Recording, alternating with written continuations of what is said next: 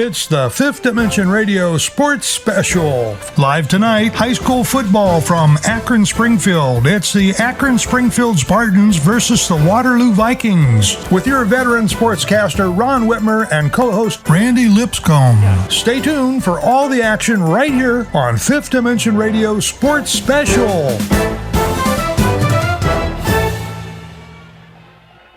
Good evening and welcome to Springfield High School in Summit County, Ohio. For those of you listening in across the nation and across the world tonight, I'm Ron Whitmer along with Randy Lipscomb, here to bring you tonight's battle between the host Springfield Spartans and the Waterloo Vikings of the Mahoning Valley Conference. Springfield playing in the Metro Athletic Conference. These two teams met last year. We'll talk a bit about that when we come back. But first, I want to let you know that we are the beneficiaries of some wonderful sponsors this year. One of them is a season-long sponsor, Jobs for Ohio's Graduates, and we're going to take a second to hear from them. Jobs for Ohio's Graduates, JOG for short, is a workforce readiness nonprofit covering Northeast Ohio, including Ashland, Medina, Stark, Summit, and Trumbull counties, helping youth ages 14 to 24 and adults complete their education, develop soft skills, and start their careers. To make this possible, we need people like you to support the next generation of the workforce and partner with JOG today. Go to jogworks.org, jogworks.org, for more ways to mentor and hire JOG participants, attend events, and more. Horse racing is a great sport, and now you can have a horse in the race. Own a little and love it a lot. TheStable.ca is an award-winning horse ownership experience. Purchase as little as 1% of a racehorse and pay a set monthly fee. No surprises, modest investment, low risk, and completely accessible and transparent operations. TheStable.ca offers a unique, engaging racehorse ownership experience and features great customer service and consistent updates about your horse. Our innovative video production team tracks your horse's training progress, and clients are encouraged to visit the horses at any time. TheStable.ca is right for harness racing, and if you want to have a horse in the race, it's right for you too. For more information about The Stable, email Anthony at thestable.ca or call 519-400-4263. Back at Springfield High School, Ron Whitmer, and I'm joined in the booth now by Fifth Dimension Radio President and owner Bob Fritz. Bob, here we go. Here we go. This is something you've talked about for quite a while now, and we're going to do our best to make it happen tonight. How you feeling? I'm feeling great. I've been planning on this for a good 5 years. So I'm just glad to get it started. I think that this first game is going to really put the station on the map. All right, beautiful night here at Springfield. We're going to pause just a second for the playing and singing of our national anthem.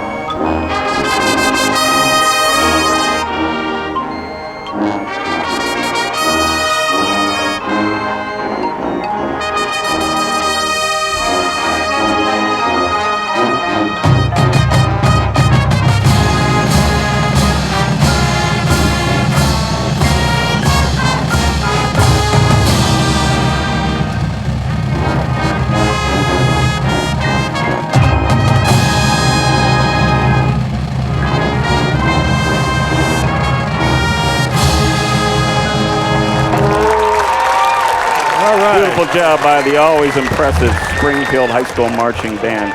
So, Bob, you got a slate of 10 games coming up for this 10 games season. scheduled, and I think they're all set up pretty evenly matched games. We got some good matchups coming up. Of course, next week we'll be at Barberton as the Stowe Bulldogs and the Barberton Magics. And that's usually a pretty good suburban league matchup. You are well familiar with the Barberton athletic program. You want to tell the people why that is?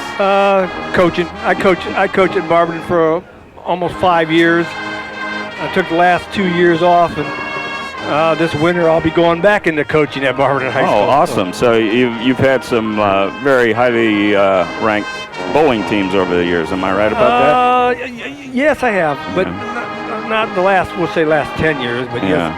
I had two teams when I was coaching years ago that made it to the States. Awesome. So what can we look forward to this season? I know, thankfully, we have Randy pinch hitting here tonight, and we'll talk with Randy here in just a second. But we have a color commentator who's a family member of a famous family that you remember from your time back in the park, I think they call it, right? Back in the park. Mr. Babe Flossie is the guy that's coming. Chris Canova is going to be the color guy for most of the season. He's going to be a color guy most of the season. And his grandfather was the legendary coach of the Akron City Series, Garfield Golden Rams, Babe Flossie. Yeah. So, I had some. I don't want to tell a story about how I met Babe. We'll save that for another time. Yeah. I think I'm privy to that story, and I think Chris will get a kick out of that, but we'll save that for later in the season. We're going to take another 60-second break, and we'll come back and talk to Randy about the coach's thoughts from the pregame session. Looking for a way to give back to your community? Port Summit Rotary is making real change right here, right now. From scholarships for local students to supporting food banks and first responders, we are people of action. Join us and be part of something bigger than yourself. Visit portsummitrotary.org and discover the power of service above self.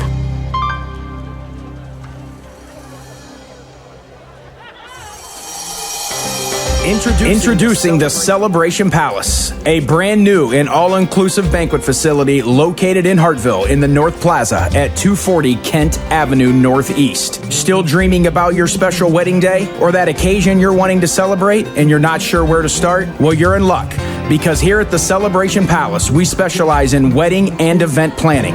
Whether you are looking for a venue or an all-inclusive wedding package, we have you covered. We help plan your special occasion. We have specialized vendors to help make your special day magical, and our prices are budget-friendly. So let us here at the Celebration Palace make all your special occasion dreams come true. You can give us a call at 330-587-2035 or check us out on our website, www.thecelebrationpalace.com. Stress-free, budget-friendly, amazing staff, and a stunning venue. The Celebration Palace, where your vision becomes a reality.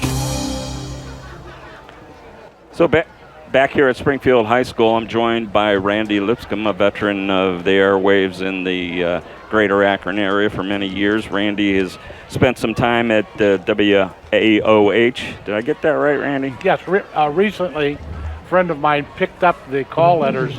Used to be Channel 29, which was a sister station of WNIR Radio. That's where I got my start in radio and television, way back doing Barberton Speedway. That turned into football, which turned into basketball. So I had a lot of fun, and they came to me and said, "Hey, what do you think about doing your own show?" And I thought, "What kind of show?" I said, I can't do sports by myself. Well, how about something about cars?" There you go. And as I told you earlier, I said I knew that face from somewhere. So, on his, should we call it an infamous car show on 29?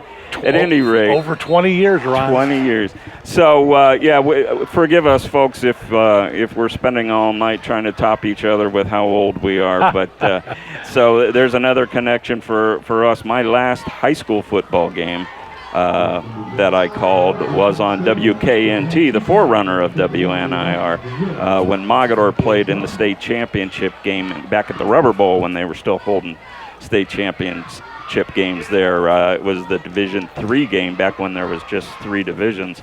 If I remember right, Covington, Mogadore beat Covington in a thriller there at the Rubber Bowl, and we could do the math, but we're already sounding old enough, but that was quite some time ago. And we'll be over at Mogadore here in week 5 of the season, and we'll talk a little more about that as time goes on the 19th of September. The Spartans have taken the field.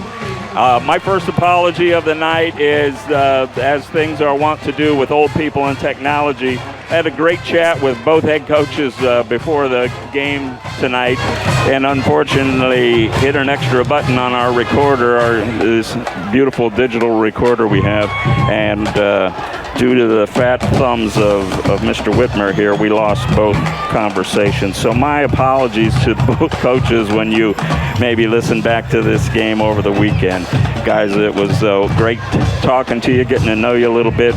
So Randy, we'll do the best we can here to recreate what we talked about. Both teams are young team. Well, Waterloo's definitely a young team. Springfield has some veteran leadership, and we're going to see if that plays out tonight. They're very strong on the line, and you were noticing Waterloo looks like maybe that's going to be a challenge for them. It looks like Waterloo's got some talent. They've got some athletes on the team, but it's a very short squad. And the varsity is made up of half of the roster is freshmen and sophomores, half. So they're going to be up against it, and the 6 or 7 really good athletes are going to be put to the task tonight. Yeah, both are first-year coaches, Ben Lawley here at Springfield and Nate Brode at Waterloo. Nate comes over from Jackson Milton out in Mahoning County, and Ben Lawley comes from a college background, coaching most recently at Worcester College. So we're getting ready for kickoff here. The thing that Randy was mentioning is Waterloo is going to be made up of mostly two-way players tonight, which we'll see if that plays out, because it is a warm and muggy night here at Springfield.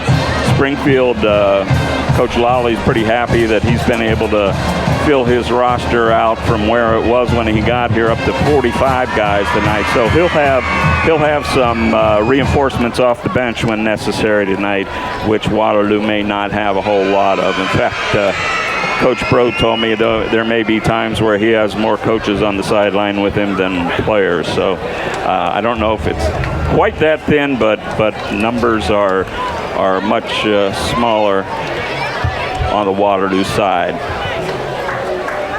This preseason has been brutal.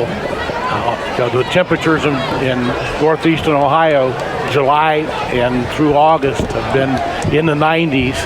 So these young people have been through a lot, and they should be ready to go. Yeah, we were here, Bob Fritz and I were here last night, and in a pretty heavy cloud cover and much cooler night, and we thought, boy, had a great night for football last night. A little warmer tonight, but no threats of rain. Springfield will be kicking off to start the game. They'll be going from left to right on your screen, your dial, whatever you're listening on tonight. Waterloo will be back to receive, and trying to pick up our kicker for Springfield. Omar Leon, a 5'10", 150-pound senior, will be the Spartans' kicker. So Leon has it set on the 40-yard line. We're still waiting for Waterloo to take the field. See who's back to return for Waterloo. We got shade from the trees at the far right side for us. It's 15 that's back for Waterloo to return. Number 15 is Dalton Braben.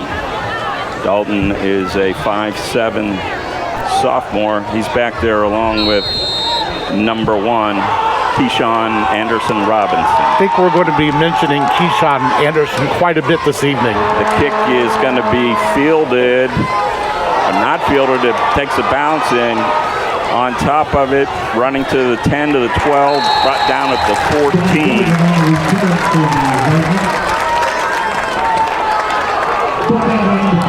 Was Braben. So it'll be Waterloo ball, going to spot it on the 14. 1st and 10. Coach Brode said they'll switch quarterbacks quite often between Keyshawn Anderson Robinson and Cody Bowles.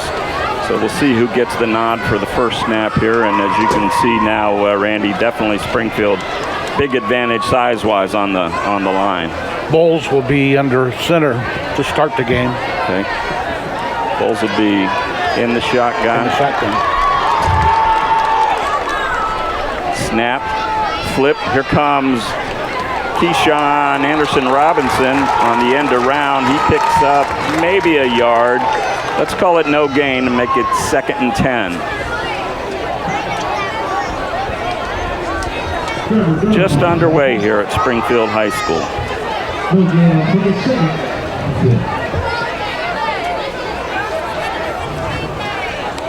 Let's see who's in the backfield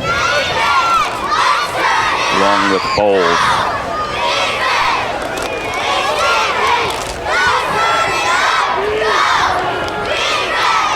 Looks like Brady Hakes in the backfield with Bowles. Bowles calling the signals. Snap. He drops back, looking to throw. Throws it up for grabs to Hakes. Hakes bringing it to the near side across the 25 and out of bounds at the 26, 27-yard line for the Waterloo first down.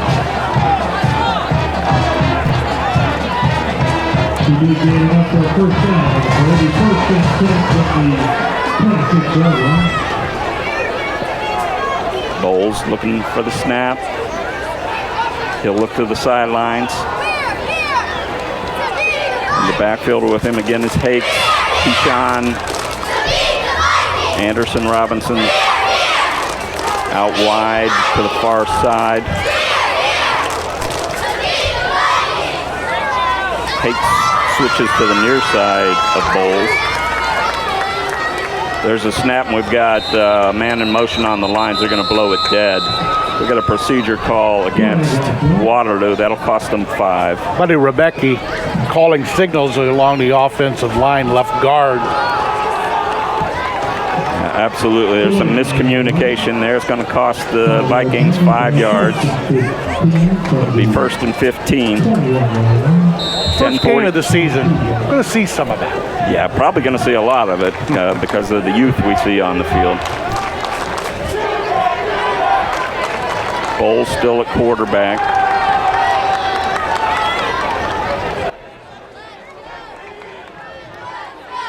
We got Braben in the slot here. Spread offense. Bowles getting everybody set. Hakes goes in motion to the right. Bowles rolling right. Pitches it inside to Anderson Robinson. He breaks away at the 30. He's at the 40, midfield.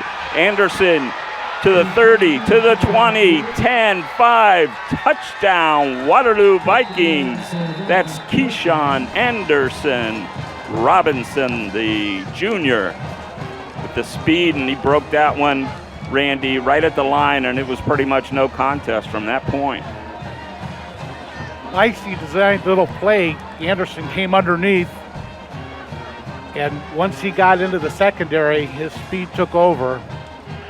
Okay, looks like, are we going for 1 or are we going for 2 here? A little bit of confusion on the Viking sideline.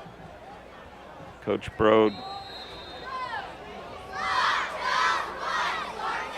yelling to Anderson Robinson, who appears to be at the quarterback spot right now.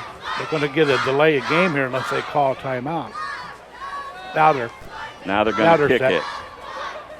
And their kicker is Nico Lopez Garcia. Lopez Garcia, ball will be spotted at the 10. Kick is up and low and no good.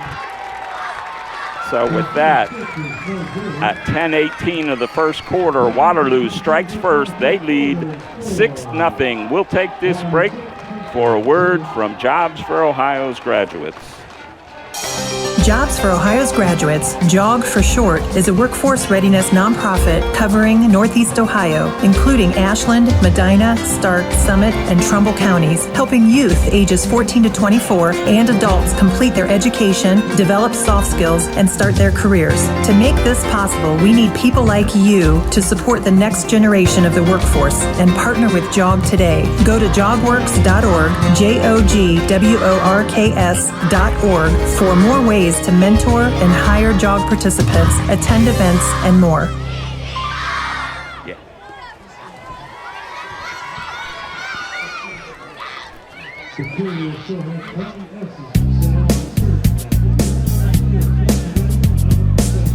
Tired of boring off-the-rack tees? Want to express your unique style or promote your business? How about create an unforgettable memory? Call us at Screenprint Original, 330-414-1635, 330-414-1635. We bring ideas to life. We offer high-quality DTF transfers on a variety of apparel, ensuring vibrant colors and lasting designs, from custom creations to bulk orders, all for you. If you have an idea, give us a call at 330-414-1635, 330-414-1635. You can also drop us a line at screenprintoriginal@gmail.com. We look forward to serving you. So Waterloo strikes first here in the first quarter on a 75-yard catch and run by Anderson Robinson. Nico Lopez Garcia to kick off for the Vikes. Kick is a squibbler, hits at the 22, fielded by Springfield there. The runner is taken down at the 27-yard line. And that was number 40, Bentley Casto, on the return for Springfield.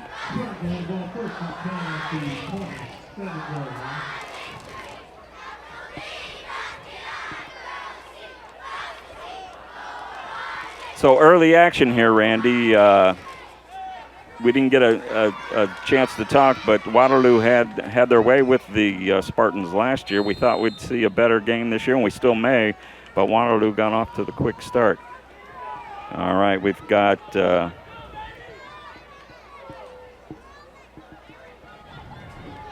Cohen Keller in the backfield for Springfield. He hands off to Bentley Casto. Casto picks up about 5.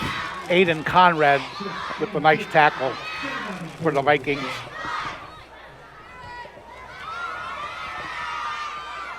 Keller back in the backfield, this time with Baron Lang, and I think it may have been Lang who had that first carry as well.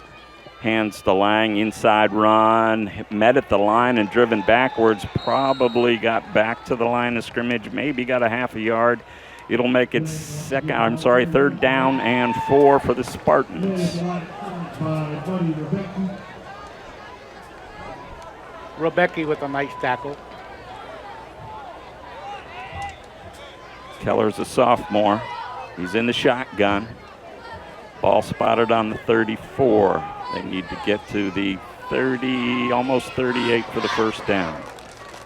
Keller calling out signals. Trouble with the snap. He picks up the loose ball. He's scrambling toward the near side, along the sideline, makes a nice run, and I believe he got enough for the first down.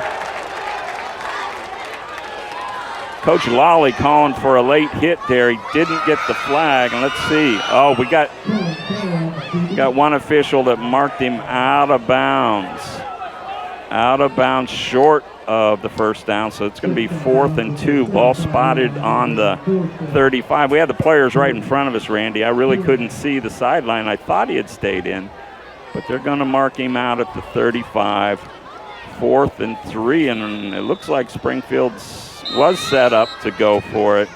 Ben Lawley takes his first time out of the half, and at 8:55 the first quarter, we'll take this 30-second timeout for a word from Port Summit Rotary.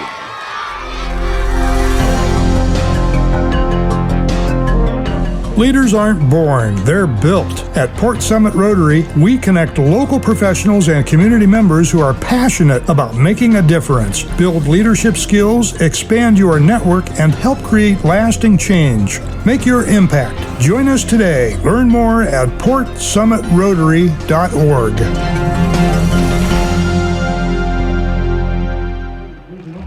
So back here at Springfield, and we still, well, no, it looks like we do have a punter on the field now, Randy. Keller made a nice recovery on that. The ball was snapped over his head and took the ball deep in his own backfield and nearly broke it. Made a nice play, but we've got Bryson Lanham back to punt for Springfield. Ball's on the 35.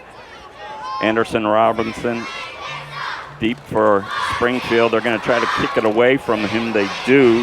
The ball is fielded by number 30, Cody Bowles, the quarterback. He fumbles the ball and he's hit. And Springfield says they have it. Let's see what the officials say. The officials mark it Waterloo ball. Waterloo ball. So coach always likes to be optimistic on those things, but starting at their own 42-yard line will be the Vikings with their second series. So I find it interesting. They have both of their quarterbacks, Anderson Robinson and Bowles, back to field the punt.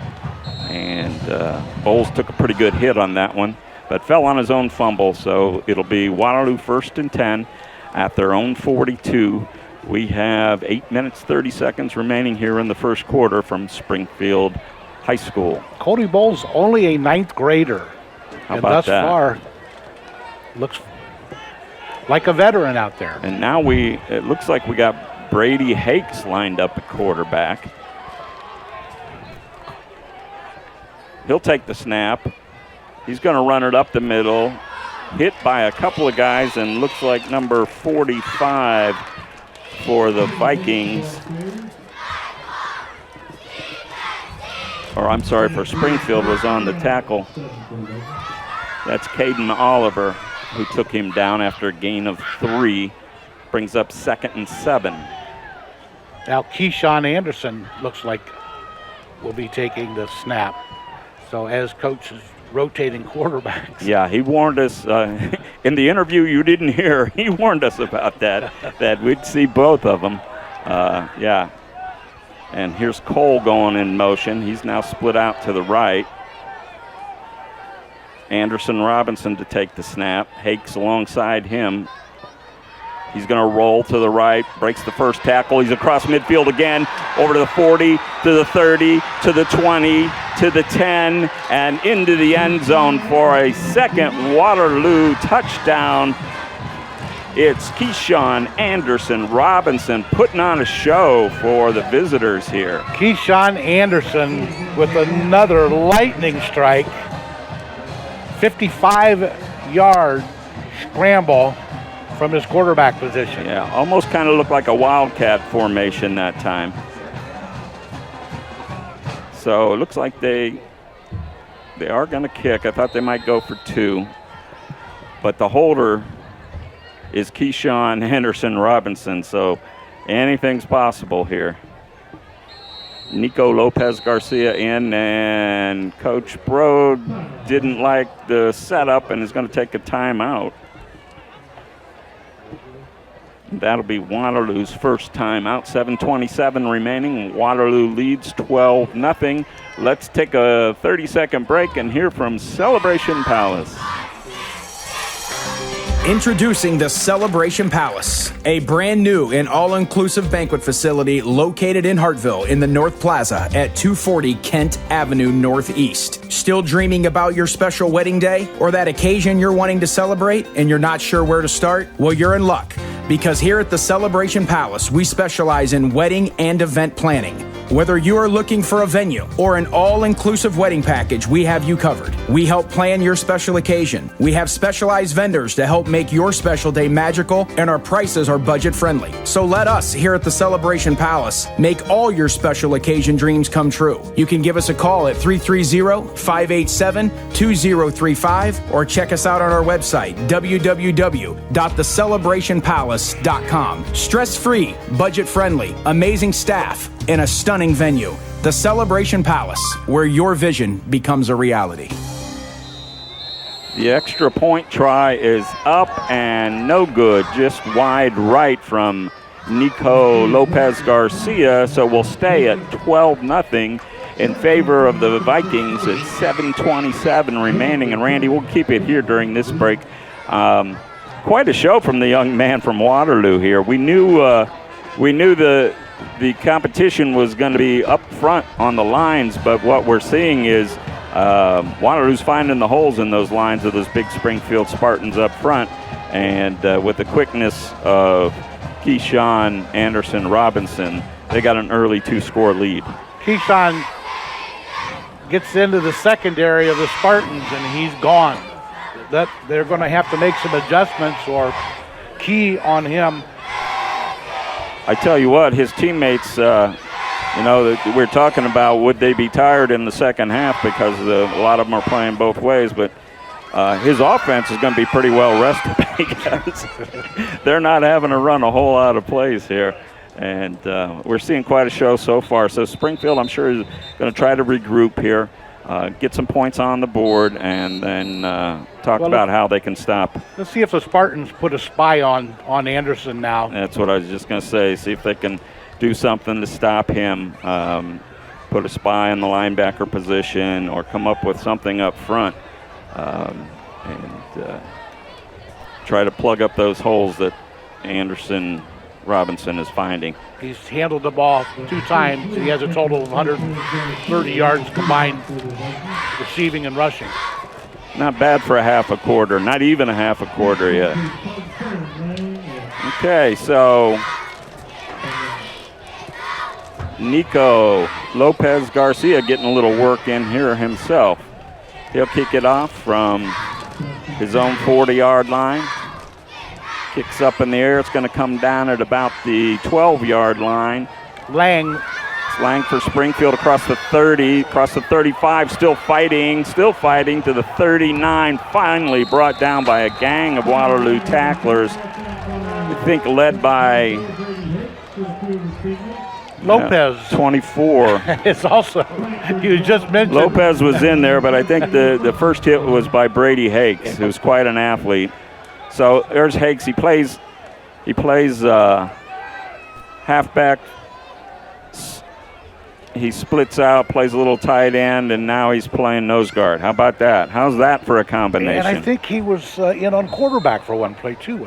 That's right. He lined up at quarterback. Yeah, and Coach did warn me. He said you're going to see guys all over the place. All right, so Cohen Keller's going to try to get the Spartans moving here. They're in a spread.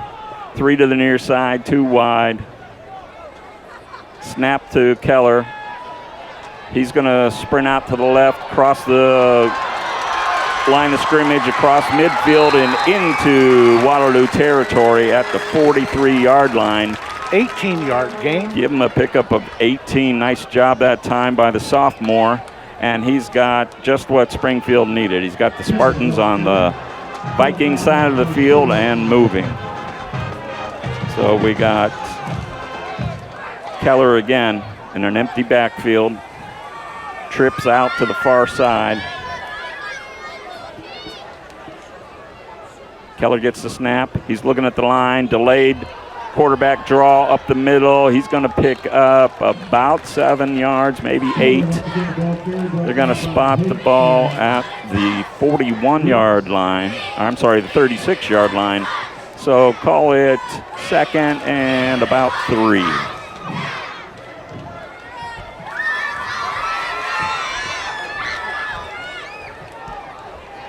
Springfield finally getting their legs underneath them, using some of those big blockers. Keller throws it out in the flat, passes incomplete.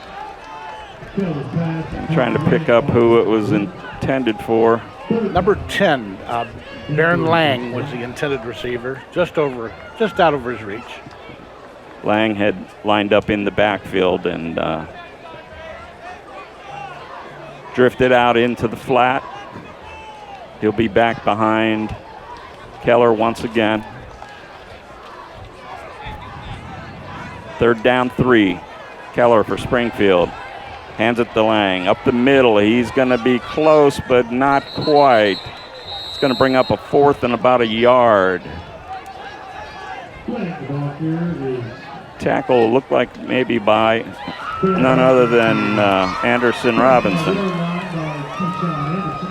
5:47 remaining first quarter. Waterloo leads 12-0. Springfield going to go for it here. They're in Waterloo territory, inside the 35.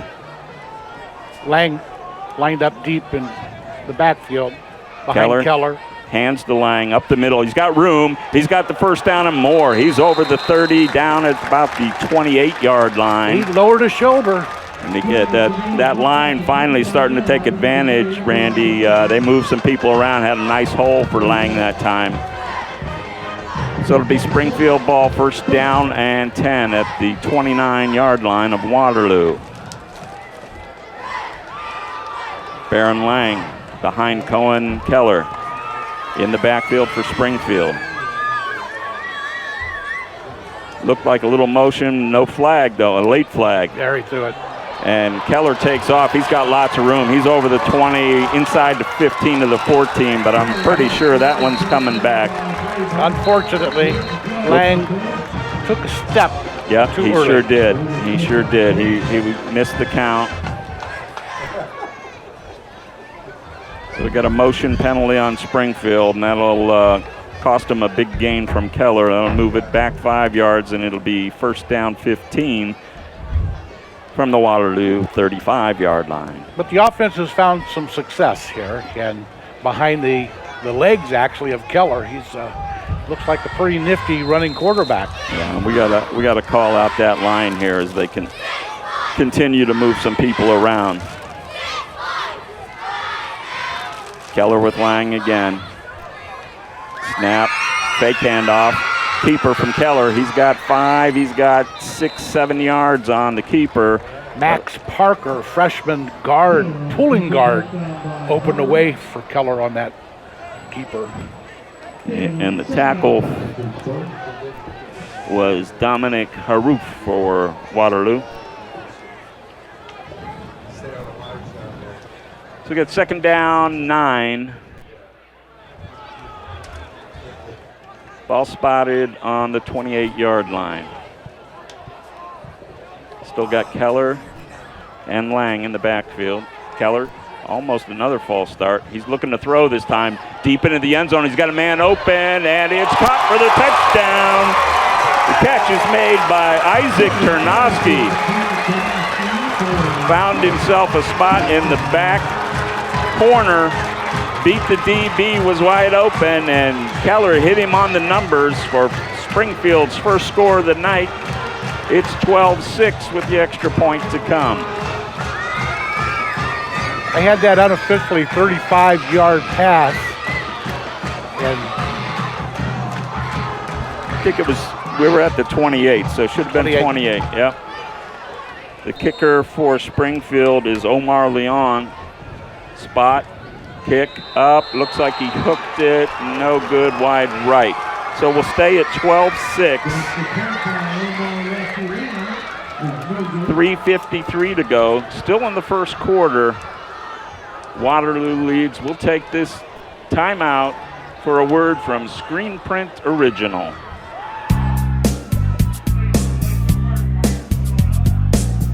Tired of boring off-the-rack tees? Want to express your unique style or promote your business? How about create an unforgettable memory? Call us at Screen Print Original, 330-414-1635, 330-414-1635. 1635. We bring ideas to life. We offer high-quality DTF transfers on a variety of apparel, ensuring vibrant colors and lasting designs, from custom creations to bulk orders, all for you. If you have an idea, give us a call at 330-414-1635, 330-414-1635. You can also drop us a line at screenprintoriginal@gmail.com. We look forward to serving you. Ron Whitmer along with Randy Lipscomb from Springfield High School, where the Spartans are on the board. They trail 12-6, 3:53 remaining first quarter. Waterloo struck quickly twice, and Springfield, as we'd mentioned, really needed to get something going that possession, and indeed they did with the nice pass from Cone Keller to Ternosky for the touchdown. So it'll be Omar Leon, and I apologize, it may be Leon. Omar, I'm sure I'll get word sometime this weekend. But he's ready to kick off from his own 40. Ball's short but high, and looks like it's going to go out of bounds. It is. That'll draw the flag, and it'll give Waterloo possession at the 35-yard line. So, Randy, I'm all about entertainment, and if nothing else, this first quarter's been entertaining. You got a little bit of everything, right? I'm pleasantly surprised on what this short group from Waterloo has achieved thus far. Not a lot of size, but the 2 or 3 decent-sized defensive linemen seem to be holding up some, and now we'll see if the Sparty can figure out a way to slow down Anderson. Yeah, very curious to see what we come up with. Looks like it's going to be Cody Bowles back at quarterback, but stand by. That can change at a moment's notice.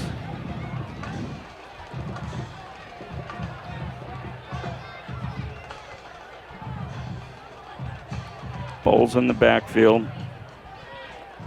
Looks like Hakes next to him on the far side. And we got, I believe, a delay of game coming from the back judge. Let's see what we got. 5-yard penalty, delay of game. So they'll move it back 5, and we'll go 1st and 15 for the Vikings. Keyshawn was in a slot position that time.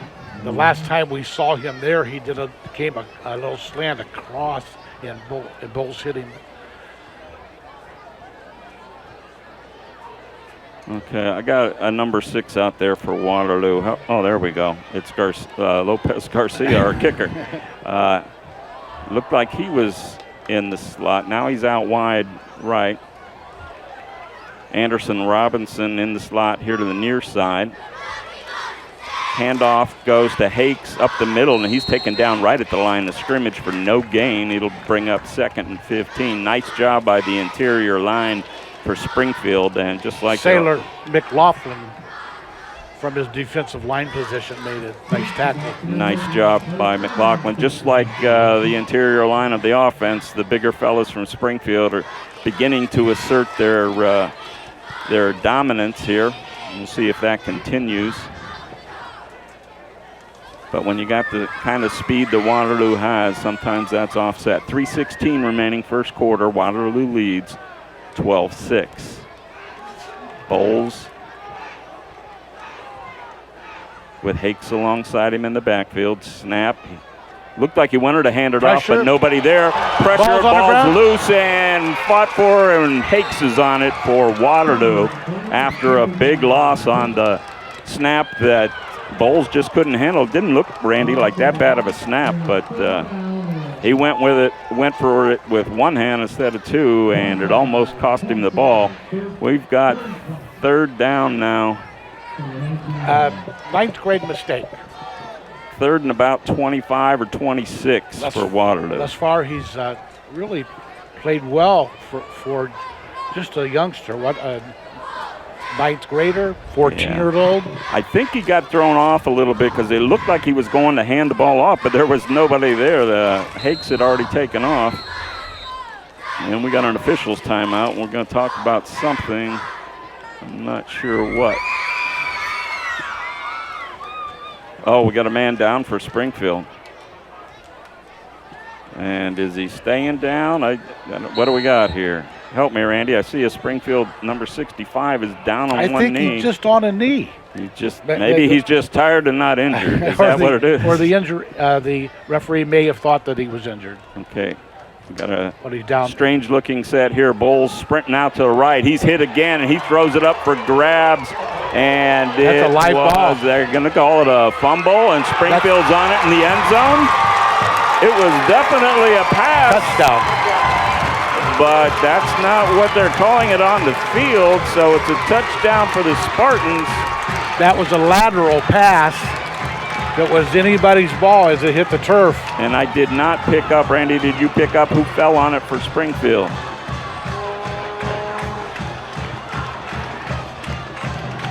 Sorry, I did not catch. Usually you can tell on the sideline. Whoever's getting beat up the most on the sideline. Well, they were. And they were giving McLaughlin some love, so it may have been McLaughlin. May have been him, but big play. And I'll be interested to see the playback tomorrow. I thought that was a forward pass. I didn't have the best of angles, but it looked like a forward pass. Obviously it was not, and it results in a Springfield touchdown. And they'll attempt the extra point. Kick is up, and we got a flag down. Kick was good, but we've got motion procedure. Springfield. Yeah, that's going to go against the Spartans, and we'll see if they can do that again. They had plenty of distance on it. Leon nailed that one, yeah, and like you said, that would have been good from 35 plus probably. And we're going to see if he can hit this one. It's going to be 25 yards away from the 15-yard line. I didn't really pick up who was in motion there, who moved along the line. At any rate, Omar Leon will try it again for the lead. Spots down, kick is up, and I think he got it. He did. So Leon hits the extra point at 2:26 of the first quarter. Springfield now leads 13-12 over the Waterloo Vikings, and we'll keep it right here.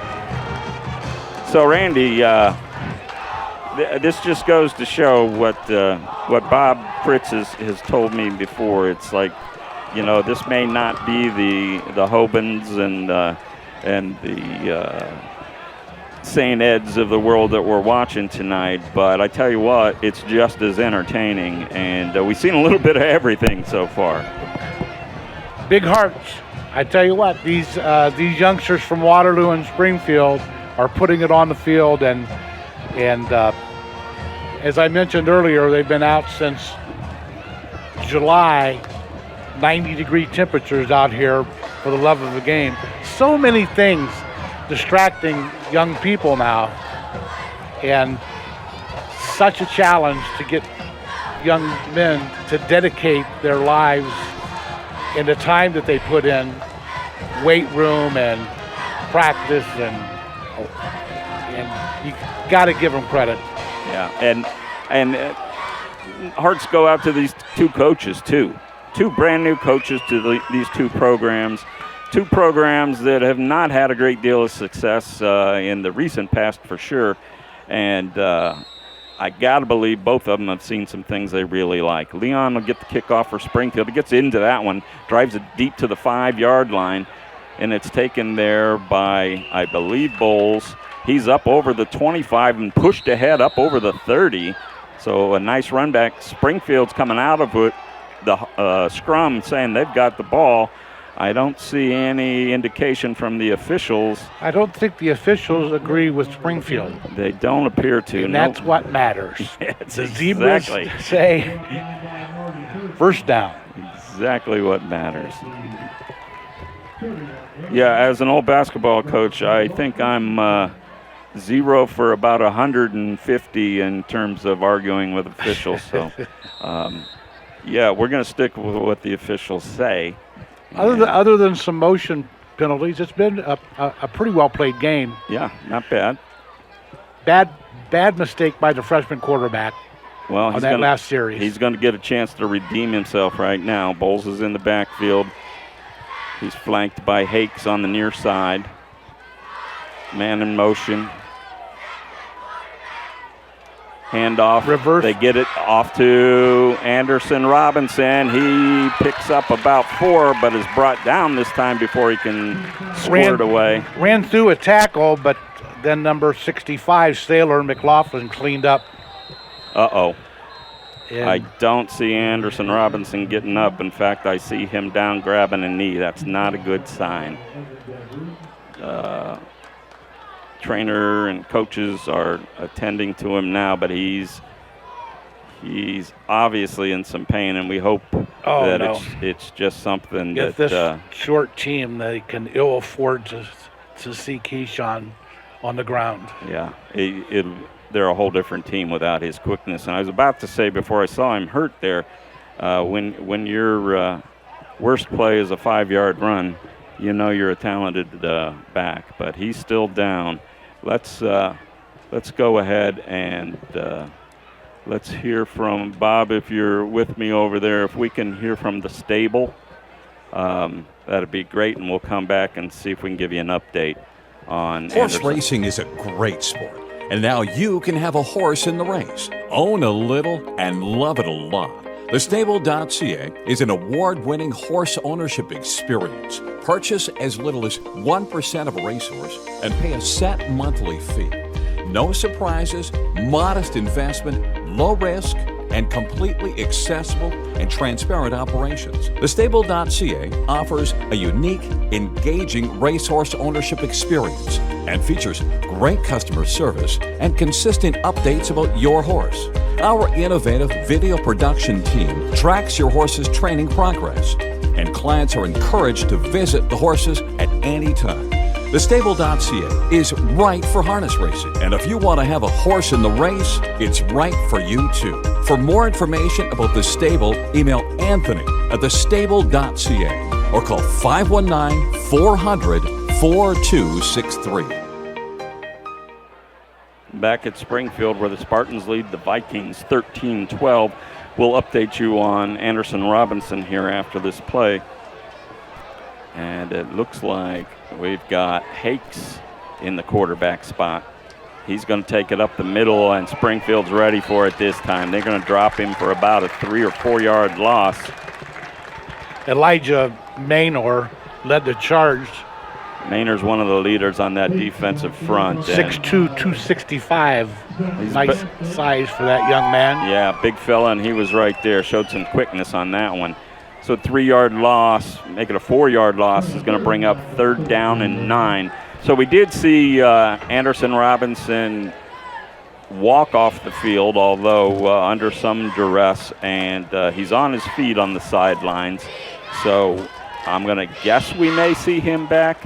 We'll have to wait and see. 3rd and 9 for Waterloo. And a flag. Do we have a delay? We had a motion.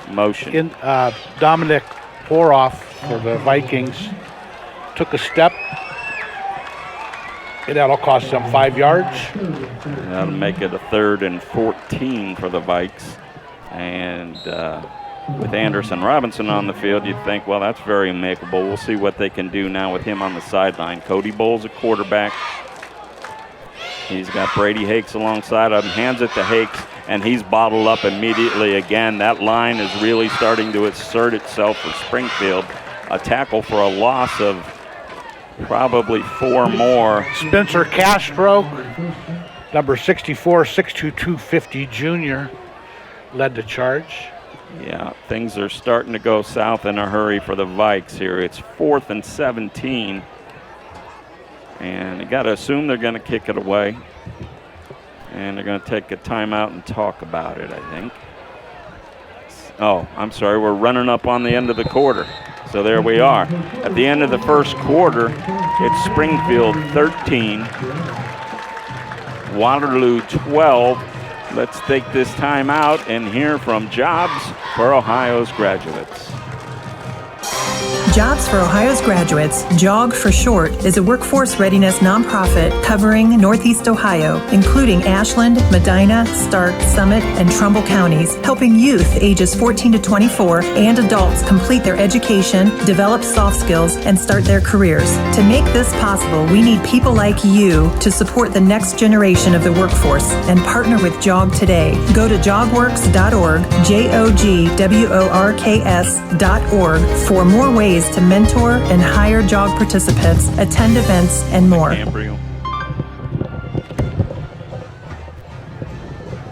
So we're back here at Springfield High School. All kinds of fun so far tonight with the Spartans with a 1-point lead, 13-12, and I'm looking on the far side here as the Vikings come back out onto the field to play defense. Or I'm sorry, to punt it away. They'll be playing defense soon. And I do see Keyshawn Anderson-Robinson moving around pretty good over there, Randy, on the far side. So I'm going to guess we do see him back at some point. Got a little bit of a limp going on, but no medical staff attending to him. So hopefully he'll get back for the Vikings because he's certainly a key to their offense. So we got Cody Bowles at quarterback for Waterloo. Brady Hake flanks him to the left side at the running back spot. And are they going for it? Oh, they are punting, and it is partially blocked, but he gets it away. The ball's rolling loose up near the 50 to the 49-yard line. And little razzle-dazzle there on that. I think it was they tried to run a delayed punt and held the charge from Spartans. So the Spartans help a bit. Yeah, and the fact that it wasn't the best snap kind of, I think, threw everything into disarray, and that's exactly what it ended up being. But they did get the kick away. They're going to spot it at the Waterloo 48. So Springfield here early in the second quarter got a chance to increase their lead.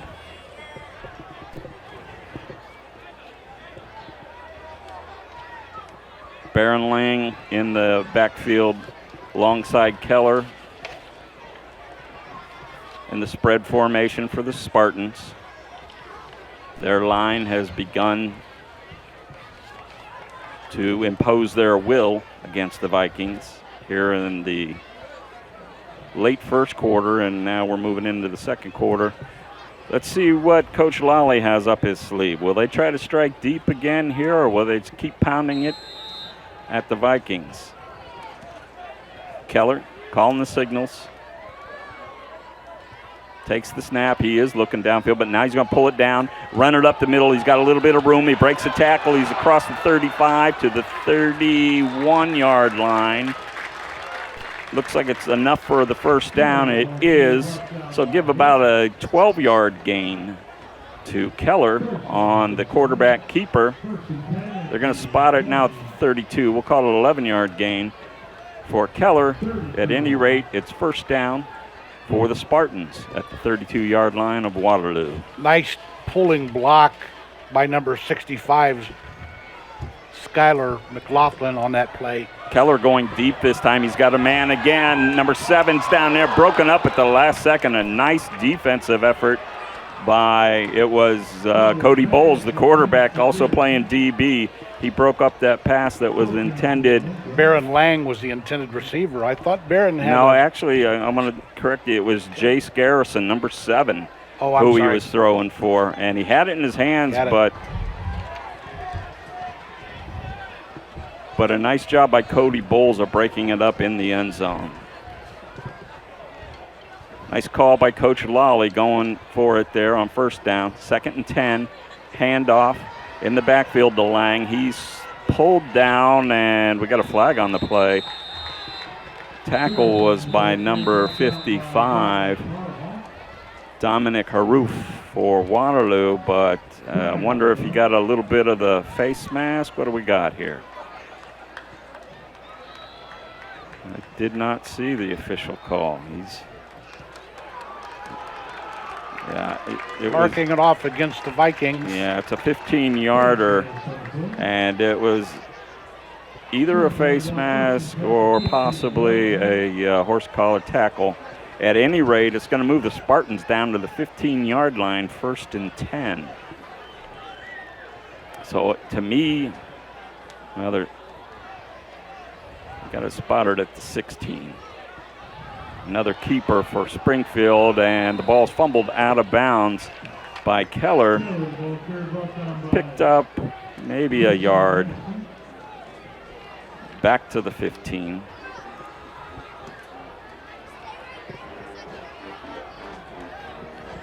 Well, again, they're going to set it down at the 16. So no gain.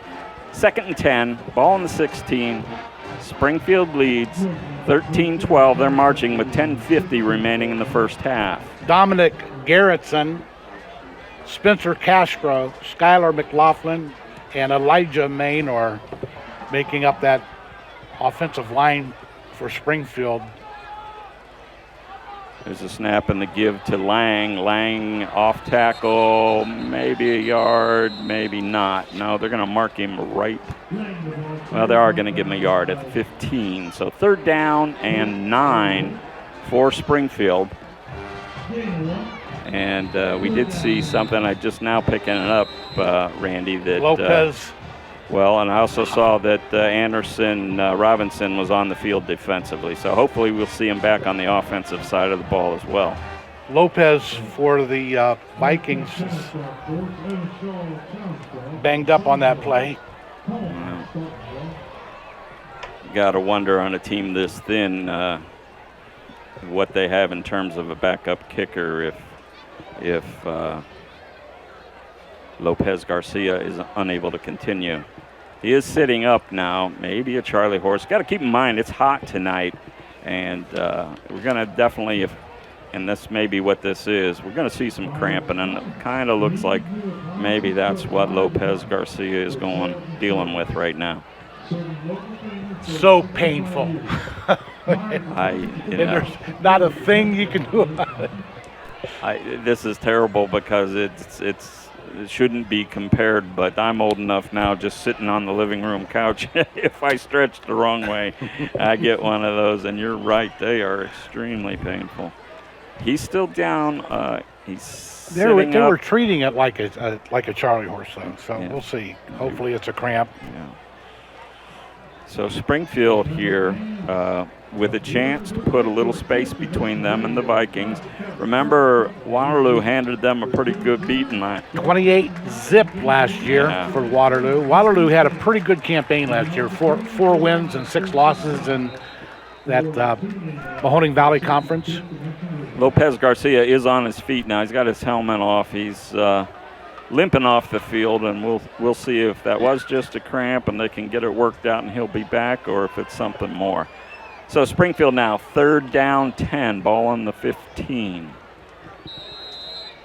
You know, this short squad, you'll afford injuries like that with Keyshawn already out of the game. Keller takes the snap, looked like motion, no call. Keller in trouble in the backfield, pulls it down, runs it ahead, picks up about a yard. Dalton Braben with some pressure from his defensive end position. Saw Evan Reeks also in there with an assist on that tackle for Waterloo. So they bring up a 4th and 9.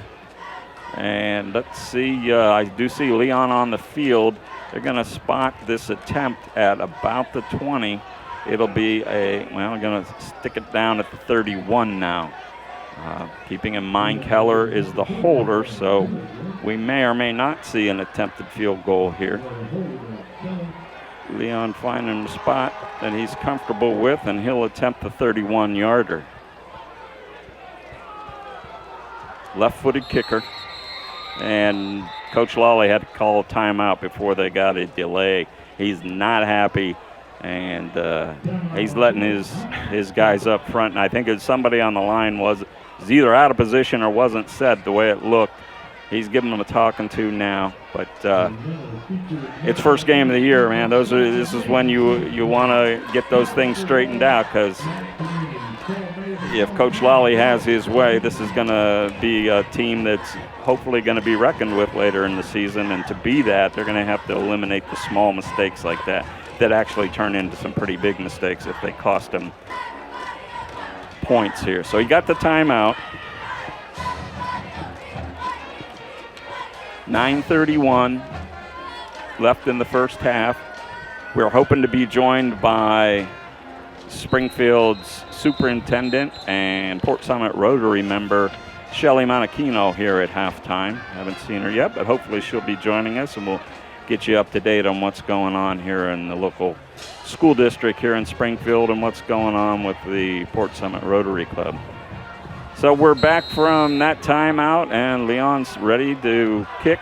Keller to spot it. He's got it down. The kick is up. It's got the distance, and it is good. Leon connects from 31 yards out, and that puts Springfield up 16-12.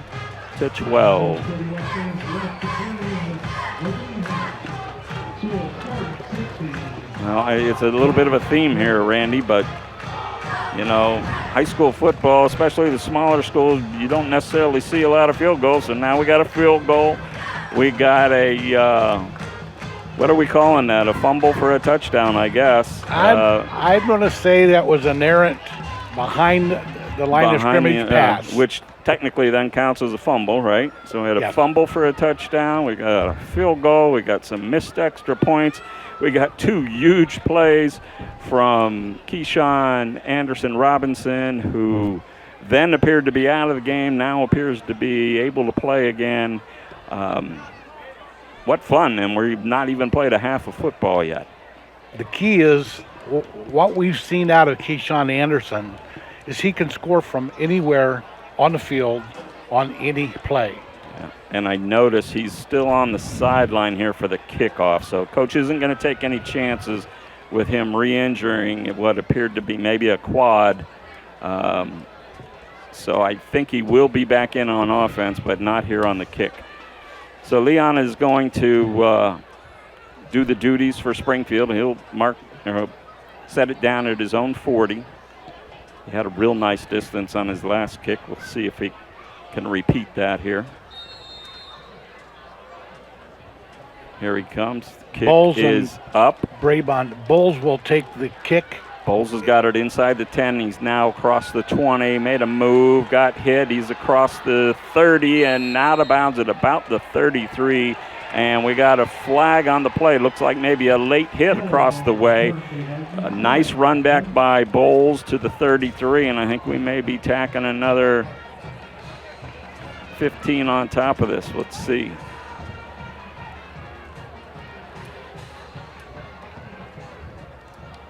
Yes, we are.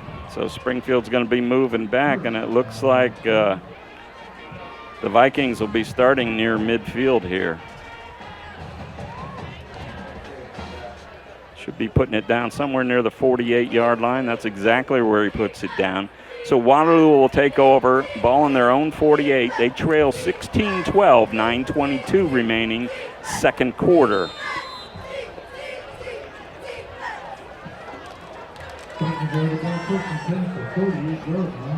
So we do see Anderson Robinson. He's going to split wide right. Bowles at quarterback.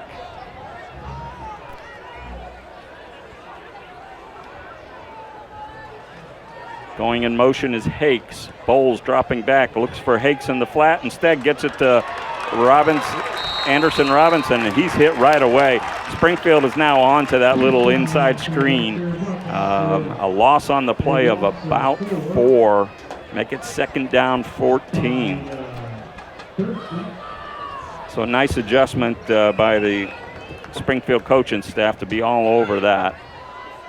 Similar play he broke for 75 yards, right? Early in the game. So Not saying he won't do it again, but they were right there that time, bringing up a 2nd and 14. Anderson seems to be moving around. Yeah, he's a quarterback now, and Bowles is split out here to the near side. Bad Snap is over his the head of the quarterback. Anderson Robinson picks it up, trying to get back to the line of scrimmage, but he's not able to. He's taken down at the 40-yard line for another loss of about 3, maybe 4 yards. And Coach in the pregame was a little concerned about his snapper, and we can see why now. He's gone over the head of the quarterback a couple of times, and that's going to cost the Vikings some big yardage, bringing up now 3rd and 18.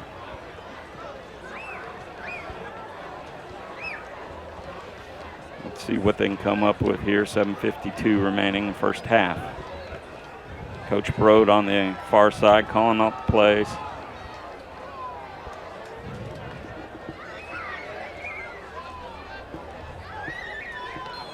I think and we might another bad snap. have a delay, I think, before the snap. 7:37 to go here in the second quarter. White-clad Waterloo Vikings, white helmets, white jerseys, white pants against the red jersey, gray pants, Springfield Spartans. Bowles in the backfield. He's got Hakes next to him on the near side. Snap, fake handoff. He's going to roll right. He's looking downfield. He's got his man at the 45, across the 50 to the 49 of Springfield. Well short of the first down, but that's number 9, Coy Whiteley with the catch. Nice play. Good concept by the Vikings that time. Now let's wait and see. They're going to move it back to the 50 now. So 4th down and about 8. Looks like they may be going for it with 6:54 remaining. Yeah, they're at least lined up as if they're going for it, but we know that Bowles did try to punt last time. This time he's up under center for one of the few times, if not the only time tonight. Maybe trying to draw him off sides. Looks like that's what he's doing. They're going to go ahead and take the timeout. Unable to draw him off sides, so that's Waterloo's second timeout, I believe, of the half. Coach told him, Mr. Sophomore, you got to be a little fakier than that. Yeah. Make it look like you. he couldn't sell it to the old man in the broadcast booth, so he's not going to sell it to sharper young men on the field. That's exactly right, Randy. That's the look that he had. But they did take the timeout, so he didn't take the penalty there. So that would indicate maybe they are going to go for it here. Well, let's wait and see. Springfield with that 4-point lead off of the Leon 31-yard field goal. They're up 16-12 in an entertaining first half from Springfield High School. So, Randy, I got a number 3 at receiver for Waterloo that I don't have on their roster. Do you pick him up anywhere? He's split near side. Bowles may be in punt formation here, or he may just be deep in quarterback formation. I think he's going to kick it. Hakes is in front of him, so that would indicate a punt. Another high snap. He falls on the ball, but that's not what they're looking for. And he falls on it at his own 37-yard line, where Springfield will take over 1st and 10. That's been an issue throughout this first half for the Vikings. It really has, and they've had some really nice plays, but they keep going backwards because of the inability to get that snap down. I can't help you on number 3. We'll have to ask around here a little bit. Yeah, maybe we can pick it up at halftime. I feel bad for him because I certainly want to give him credit. It might be. We have 2 number 21s, and I'm wondering if that's maybe Caden Sullivan instead of just getting a wrong number on their roster. At any rate, Springfield 1st and 10.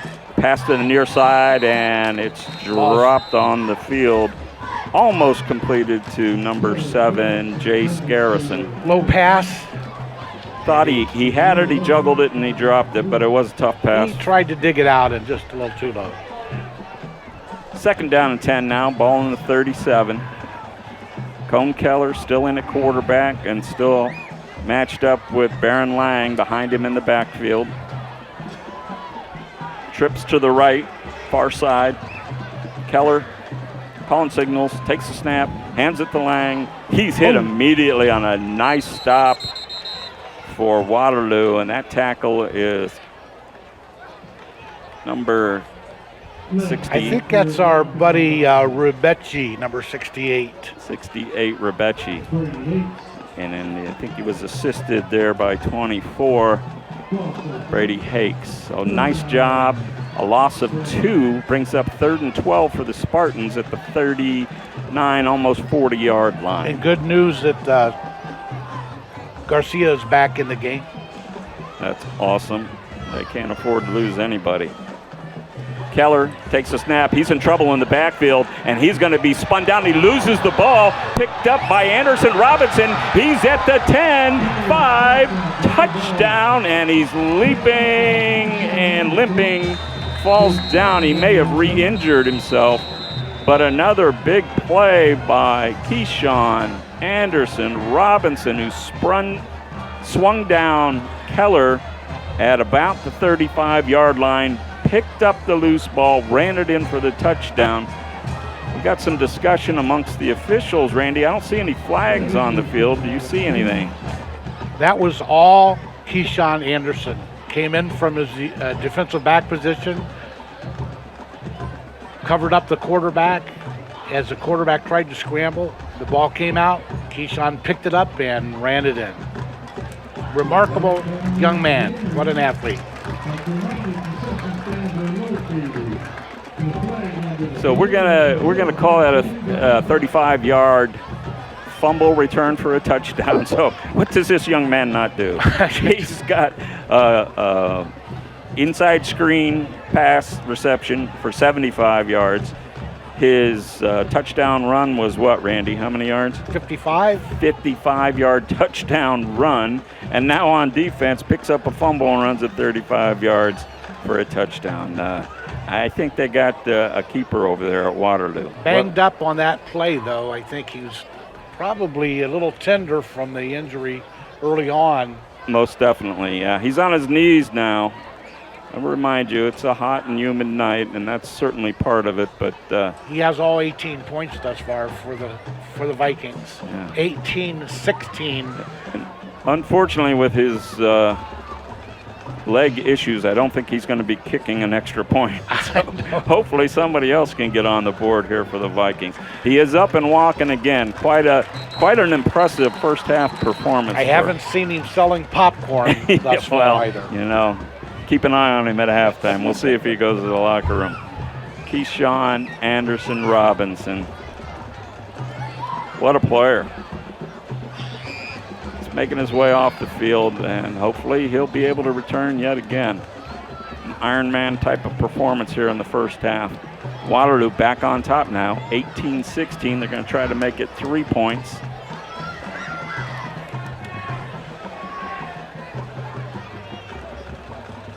And it's Nico Lopez Garcia.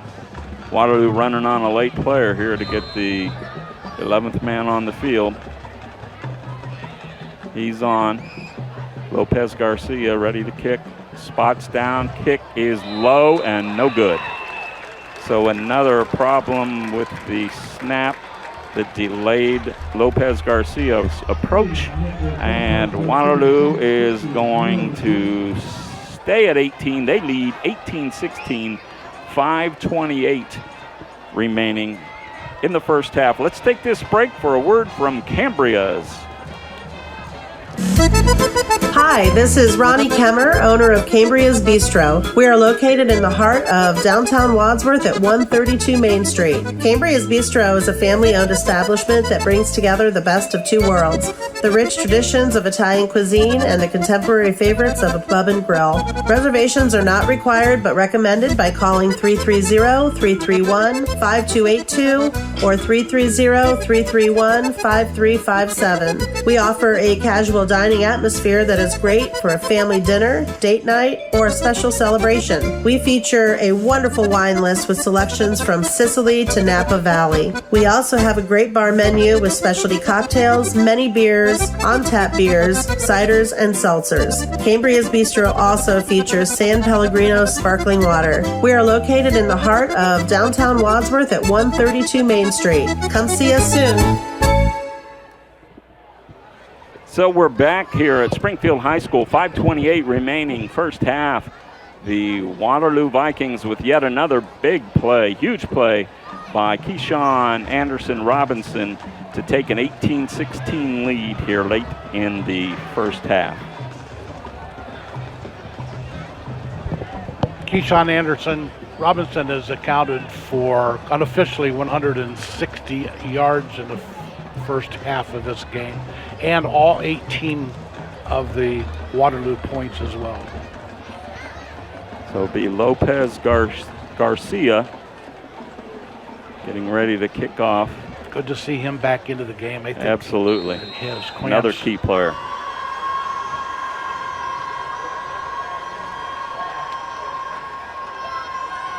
He approaches, kicks, gets a nice kick this time up high, taken at the 17. Kick but picked up by Springfield by number 40, and a flag's down on the play. That return was Bentley Casto. He got it to the 30, but the flag on the play, I think, looks like maybe some hands in the back against Springfield. There we go. Yeah, hand in the back. So we're going to move it back. And now there's some discussion where they're going to mark it from.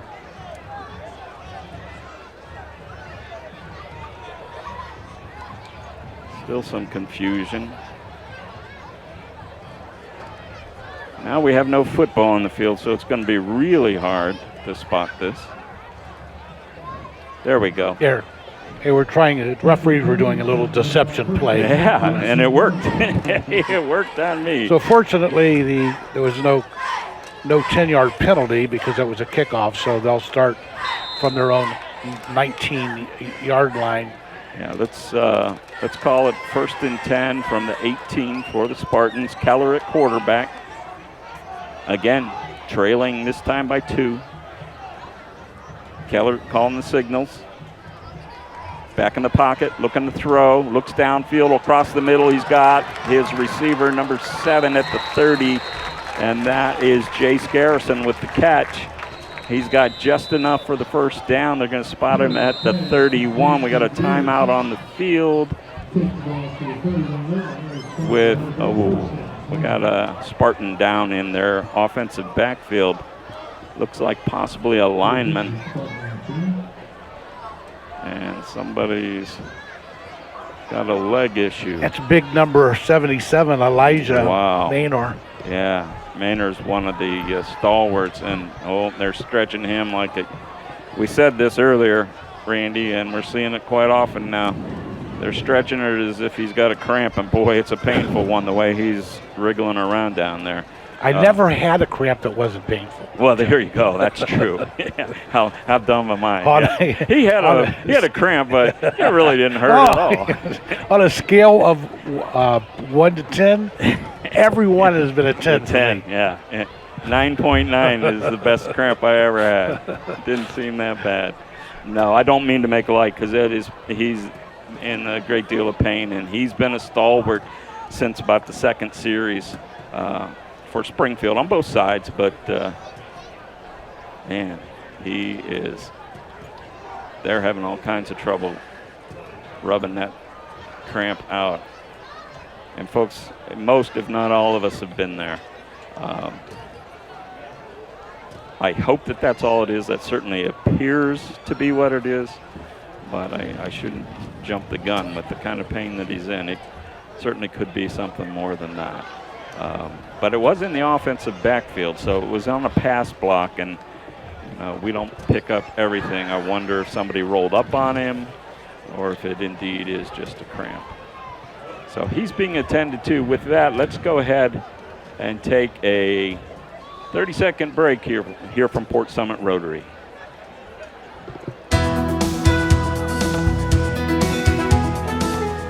Investing in the future starts with our youth. Port Summit Rotary sponsors scholarships, supports schools, and creates leadership opportunities for young people in our community. When you support Rotary, you're helping the next generation thrive. Find out how you can help at portsummitrotary.org.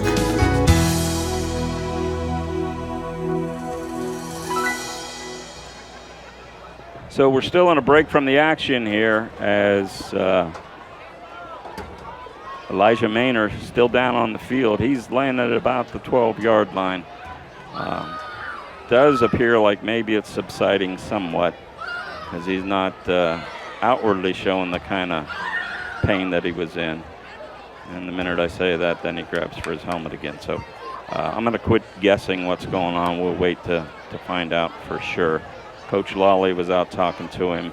Some of his teammates on the line are out now, and I think they're going to try to help get him off of the field. Couple of the bigger linemen, because he's a big fella.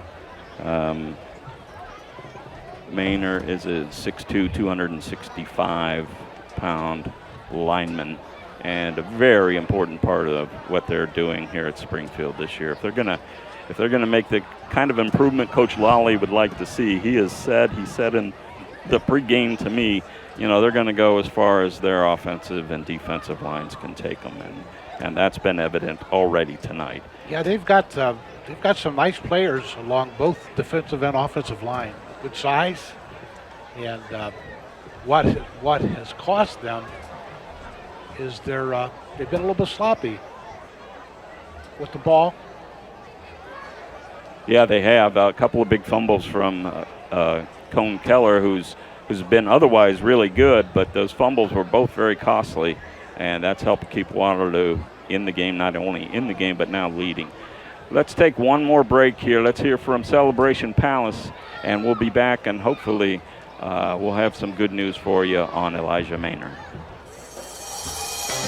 Introducing the Celebration Palace, a brand new and all-inclusive banquet facility located in Hartville in the North Plaza at 240 Kent Avenue Northeast. Still dreaming about your special wedding day or that occasion you're wanting to celebrate and you're not sure where to start? Well, you're in luck, because here at the Celebration Palace, we specialize in wedding and event planning. Whether you are looking for a venue or an all-inclusive wedding package, we have you covered. We help plan your special occasion. We have specialized vendors to help make your special day magical, and our prices are budget-friendly. So let us here at the Celebration Palace make all your special occasion dreams come true. You can give us a call at 330-587-2035 or check us out on our website, www.thecelebrationpalace.com. Stress-free, budget-friendly, amazing staff, and a stunning venue. The Celebration Palace, where your vision becomes a reality. So some good news here from Springfield High School. We do see their outstanding lineman Elijah Maynor up, but he is hopping with some assistance from his teammates towards the sideline, trying to keep pressure off of that left leg. Again, we'll try to keep an eye on that and maybe find out at halftime, but it's looking maybe less like a cramp and more like a knee issue. We'll see what happens there. Back to action here. First down 10 for the Spartans. Ball on their own 30. Keller in the backfield, flanked by Lang to the near side. Some movement up front, no flags. Keller sprints out to the right. He's got a receiver who can't quite hold on to it. That was Isaac Ternosky, who caught the big touchdown pass in the first quarter, all alone in the flat, but pass was a little high, and Ternosky not able to bring it down. That'll bring up a 2nd and 10. I was watching senior 6', 250-pound Skylar McLaughlin pancake his opponent here on the left side of the offensive line. A little bit overmatched, though. He's up against a sophomore, 5'10", looked like about 150-pound defensive lineman, number 52. Yeah, that's a pretty good advantage there. Hunter Mangus, sophomore, 5'8", 150. Keller takes a snap, fakes a handoff, passes out in the flat, back to Ternosky, who makes the catch. This time he's out across the 45, almost to the 50-yard line for a first down. Give him a pickup of 18 on the play. That'll put the ball right at midfield with 4:38 remaining. Springfield trails Waterloo 18, Springfield 16 here in the first half. Nice job by Ternosky finding an open spot here in the near side flat. And he's looking back at Keller. He's lining up at a flanker type position. Snap is to Keller, and he's got all kinds of trouble. Fumbles once again. This time Springfield is on it quickly. Great job by number 55 for Waterloo. That's Dominic Haroof. We've called Dominic's name many times already tonight. And McLaughlin, Johnny on the spot, recovering that loose ball. Yeah, fortunate, because that had disaster written all over it for Springfield yet again. Keller having a little bit of trouble hanging on to the ball once he has contact tonight. And, with humidity, that ball may be a little bit slick, but you got to tuck that thing away when pressure's coming. So now we've got a 2nd and 22 for Springfield. Keller with Lang next to him on the near side in the backfield. Takes the snap, looks out into the flat, gets it to his man wide open along the sideline, down to the 30, to the 10, to the 5, and dragged out of bounds at the 2-yard line. Baron Lang, 5'9" senior, with a nice catch and run. Lang did a nice job of sneaking out of the backfield on a little wheel route type play, caught the pass, stayed in bounds all the way down the sideline, and unbelievably, we've got another Spartan down in their own backfield, pass blocking, and try to pick up who it is this time. But Springfield had the big advantage in terms of numbers going into the game tonight, but injuries are beginning to pile up for them. And I don't know, Randy, if you can pick up a number there. Maybe try our trusty binoculars for the first time this season and see what I can see here. Here, looks like number 58, Dominic Garrett's son. That's exactly what the binoculars tell me. And I did it without binoculars. You did. Very impressive. But I wanted to make sure Mr. Fritz knew that we were taking advantage of the equipment that. Well, Jim, I have to tell you the truth. It was after he set up. Yeah, that did help. Well, that I got to see his number. He's getting to his feet again. A good sign. He's getting a little bit of assistance from a couple of coaches as they're walking him off the field. Might have been just a little bit of a slobber knocker. You ever get your wind knocked out of you, Jim? Not a pleasant experience. Yeah. So help me out here, Randy. What was the gain on that play? We're down to the 2. I got 65 yards. 65-yard pass to Lang from Cohen Keller. That'll give the Spartans the ball. First and goal at the 10-yard line. 3:13 remaining in the first half. Trying to retake the lead. Keller, bad snap, but he brings it in, hands it off to Lang, who gets back to about the line of scrimmage. Nice gang tackling by the Vikings. Yeah. Team effort. They're doing a nice job of trying to plug the middle up wherever possible. Brady Hakes led the charge from his linebacker position. You got to take your hat off to these guys from Waterloo, too. So many of them are playing two ways and making big plays on both sides of the ball. 74 degrees. Fortunately, the sun finally. What is it, 2 o'clock in the afternoon? All right, Keller, second down now. Going to call it 3, a short loss on the last play. Hands to Lang. He's having trouble, and they're going to stack him up again. Hakes again with the key tackle. Hakes brings down Lang at the 4-yard line, so it's going to be 3rd and goal from the 4. Springfield going slowly backwards. Now you wonder, do they try to get it in position for the field goal by going more towards the middle of the field? I know it's 3rd and goal. Let's see what they do here. 2:07 remaining first half. Keller looking for a play from the near side from the Springfield staff. He's got Marty Thurston behind him in the backfield this time. Keller hands to Thurston. Delay up across the goal line and in for the touchdown. Marty Thurston with, I believe, his first carry of the night. And it's for a touchdown, a 4-yard touchdown, and that's going to put the Spartans back in front. 24-16. Now, my math is terrible. 22-18. Springfield up 22-18. They're going to attempt the extra point. Omar Leon on to kick. Keller with the hold. Snap, spot, and nearly blocked, but the kick is up and good. Nice job by the holder and kicker that time to get that thing off. So give Springfield the extra point, giving them a 23-18 lead, 1:45 remaining in the first half. Let's take a 30-second timeout and hear from Screen Print Originals.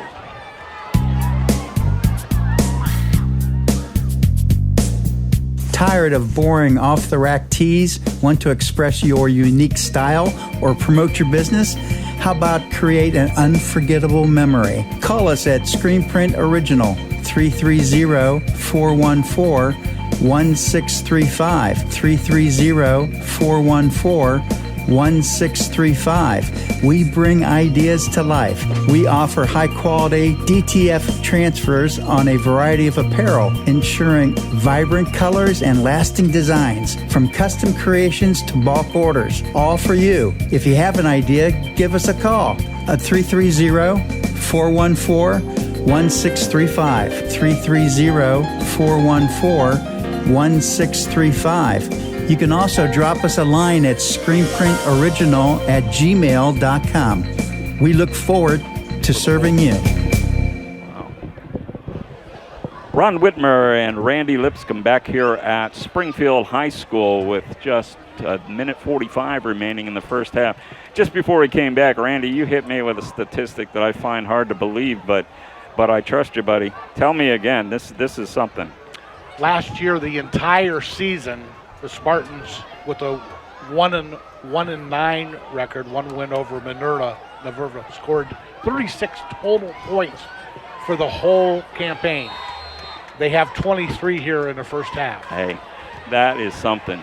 So Leon's kick is off and deep to the 5, taken by Bowles there. Bowles comes up across the 25 to the 27, where Waterloo will take over. First down 10. From their own 27-yard line, 1:38 to go, first half. Springfield leads 23-18. Just a note, stick with us here at halftime. We have Springfield Superintendent and Port Summit Rotary President Shelly Monachino going to be joining us in the booth, and we'll get updates on both situations, the schools and what's going on with the Port Summit Rotary Club. So Waterloo going to try to get the lead back here with just 1:38 remaining here in the first half. Jim, let me remind you, number 1 is on the field for the Vikings. So anything can happen. Keyshawn Anderson Robinson in the backfield with Bowles for Waterloo. Still in that spread formation. We got a man offside late coming onto the field, and Coach Lawley's losing it. He's saying, hey, that's a flag. Where's the flag? Back up. Stand still. But they're not going to throw the flag. And direct snap to Robinson. The pass out to Bowles falls short. And I'm sorry, that pass was to Hakes, who was in the backfield with him. Falls short, so it'll be second down 10. Young man that was late coming onto the field moved, walking around a little bit, back and forth a little bit. Yeah, I seemed very unsure of what was supposed to be happening. I was really nervous about a flag can coming out, but fortunately, he stood still for the right second. Yeah, apparently so, at least according to our friends the referees, who have yet to miss one tonight, right? Right, Randy? Excellent. Anderson. Being an ex-basketball official, always got love for the Zebras. There you go. Anderson Robinson at quarterback. Hakes alongside him at running back to the near side. Anderson Robinson takes a snap, hands to Hakes. He's running around the far side and tackled for a loss in the backfield. That is, boy, getting a little dark here. Looks Marty like Thurston, number 6. the man who just scored the touchdown comes up with a big tackle for a loss there. Dandy tackle. Loss of about 4. We're going to call it 3rd and 14 now for Waterloo. 1:09 remaining, clock running. They trail Springfield 23-18 here on opening night on Fifth Dimension Radio. Happy to have you with us tonight and hope you'll stick with us throughout the season here. We'll have 10 big games for you on the course. Well, if you like offense, we've had it. We have definitely had it. Anxious to see if anybody can stop somebody here in the second half. Looks like Bowles is back in at quarterback now. Anderson Robinson out wide to the left, and we got a timeout by Waterloo. Should be their last of the half. 3rd down, 14, 37 seconds to go. As Waterloo, watching them move from our left to the right. So what do you think, Randy? What are we going to see here? Are we going to be conservative? Is Coach Brode going to be conservative here? Or are they going to come up with something tricky and try and yet another way to get the ball into Anderson Robinson's hands? I was always a gunslinger when I coached, and I would bring something out of the trick bag about now. But the problem is my star is banged up. Well, and the double problem is that at the point they're at in the field, if they don't come up with something that gains a decent chunk of yardage, you're putting a lot of pressure on your punter, or you're going to leave Springfield in pretty good field position with enough time to bring it back down the field. Very true. So let's see what they've got here. Anderson Robinson is in the slot to the far side. Bowles is a quarterback. Hakes is alongside him. In motion, Anderson Robinson. He's looking to pass. There's the trick play. Wide open is number 15, going all the way to the 10-5. Touchdown. Dalton Brabon. Dalton Brabon. What a play. And there you go. We were just talking about it. What would they come up with? And certainly the ball had to touch Anderson Robinson. It did. This time he pulls up for the jump pass to Dalton Brabon, who runs it in.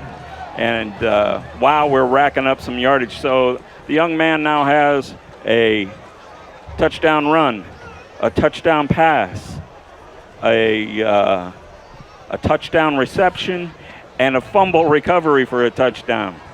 Did you have that on your bingo card, Randy? I said, do I have something in my trick bag? Well, there it was. There it was. So the gambler pays off. Paid off. Nice call by Coach Brode and his coaching staff. And back in front now are the Waterloo Vikings. Of course, you see number 1 with the ball.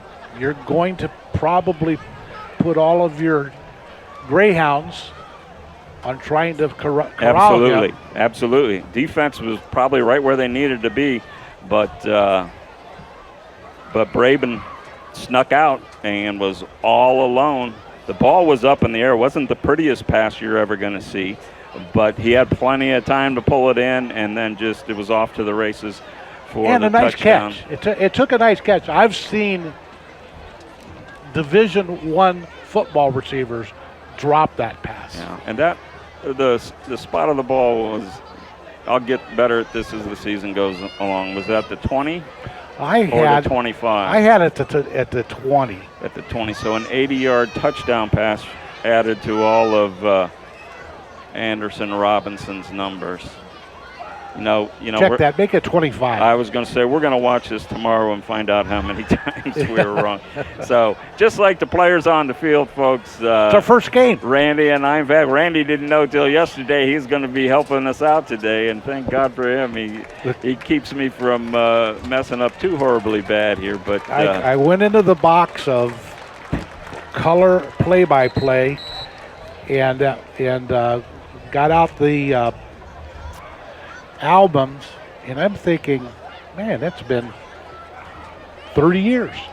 Like I said, they were playing with leather helmets. I was going to say, don't tell me leather helmets. I knew you were going to break that out. That's for the young folks watching at home. That one's not true. We've seen pictures of guys in their leather helmets, but we never saw them playing. Okay, so it's going to be Nico Lopez Garcia and a fake and up the gut on the fake. Anderson Robinson got a flag runs down it on in for 2, but I think we maybe had a procedure penalty. Coming back. Coach Brode's halfway. He's more than halfway out. He's past the numbers on the side complaining, but we got a flag down and it's probably coming back. What are the odds of him winning this argument, Ron? Well, they're not good, but I kind of hope he does, because just when we thought there wasn't another way for Anderson Robinson to score, a 2-point fake kick extra point would have definitely not been on our bingo card. But that one, it looks like, is going to be called back. Coach Brode has had his say. The referees did their job. Now he's going to work on the side judge and see if he can convince him. And I think we know, Randy, it's probably not going to convince him either. I would think I would have a better chance winning an argument with my wife. Well, I'm smart enough not to go there, my friend, so we're going to get back out on the field here. And let's see if they actually go ahead and kick this time. They haven't had much success kicking the extra points. Maybe they're just going to line up and run a straight offensive play this time, and that does appear to be what they're going to do. So Bowles is in at quarterback. Brady Hakes is next to him on the near side. Our unknown number 3, and we've got to work on that at halftime. We'll see if we can find an assistant coach up in the box that can tell us.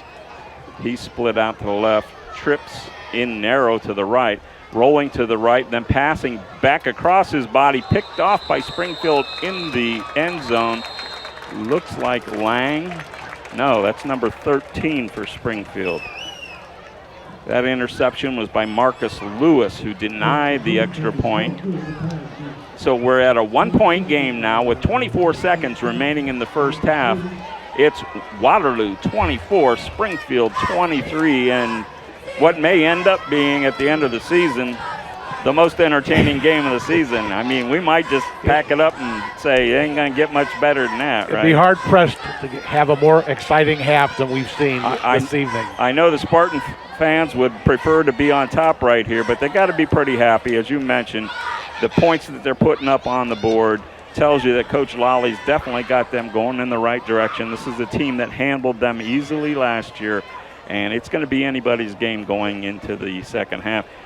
Heck, there's 24 seconds left. We could see another couple scores here before halftime. What could number 1 do that he hasn't done this? He hasn't run a kickback. He could have an onside kick. Who knows? I do have to say, we got 9 more weeks to go, but they're going to be hard-pressed to come up with a better individual performance for a full game that tops what Keyshawn Anderson Robinson has showed us here in the first half for the Waterloo Vikings. So Lopez Garcia will kick it off for the Vikes. Back deep for Springfield. Dustin Sabelek. And on the far side, Randy, help me out. I'm having a little hard time seeing the number over on the far side.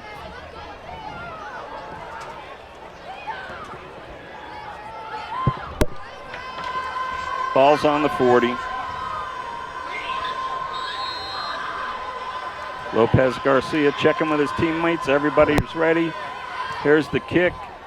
Short kick comes down at about the 15, rolls and is picked up. And breaking free is number 14, Dustin Sabalek. He's along the side. He's at the 30. He's at the 20. 10-5, touchdown. Dustin Sabalek for the Springfield Spartans with 8 seconds remaining. I thought I was kidding about time for 2 more scores, but we do have 8 seconds remaining. No flags on the field. Sabalek, not unlike Keyshawn. You're right. It's been a big play guy for the Spartans this evening. Yeah, nice speed. He took that ball in off the hop somewhere between the 15 and 10.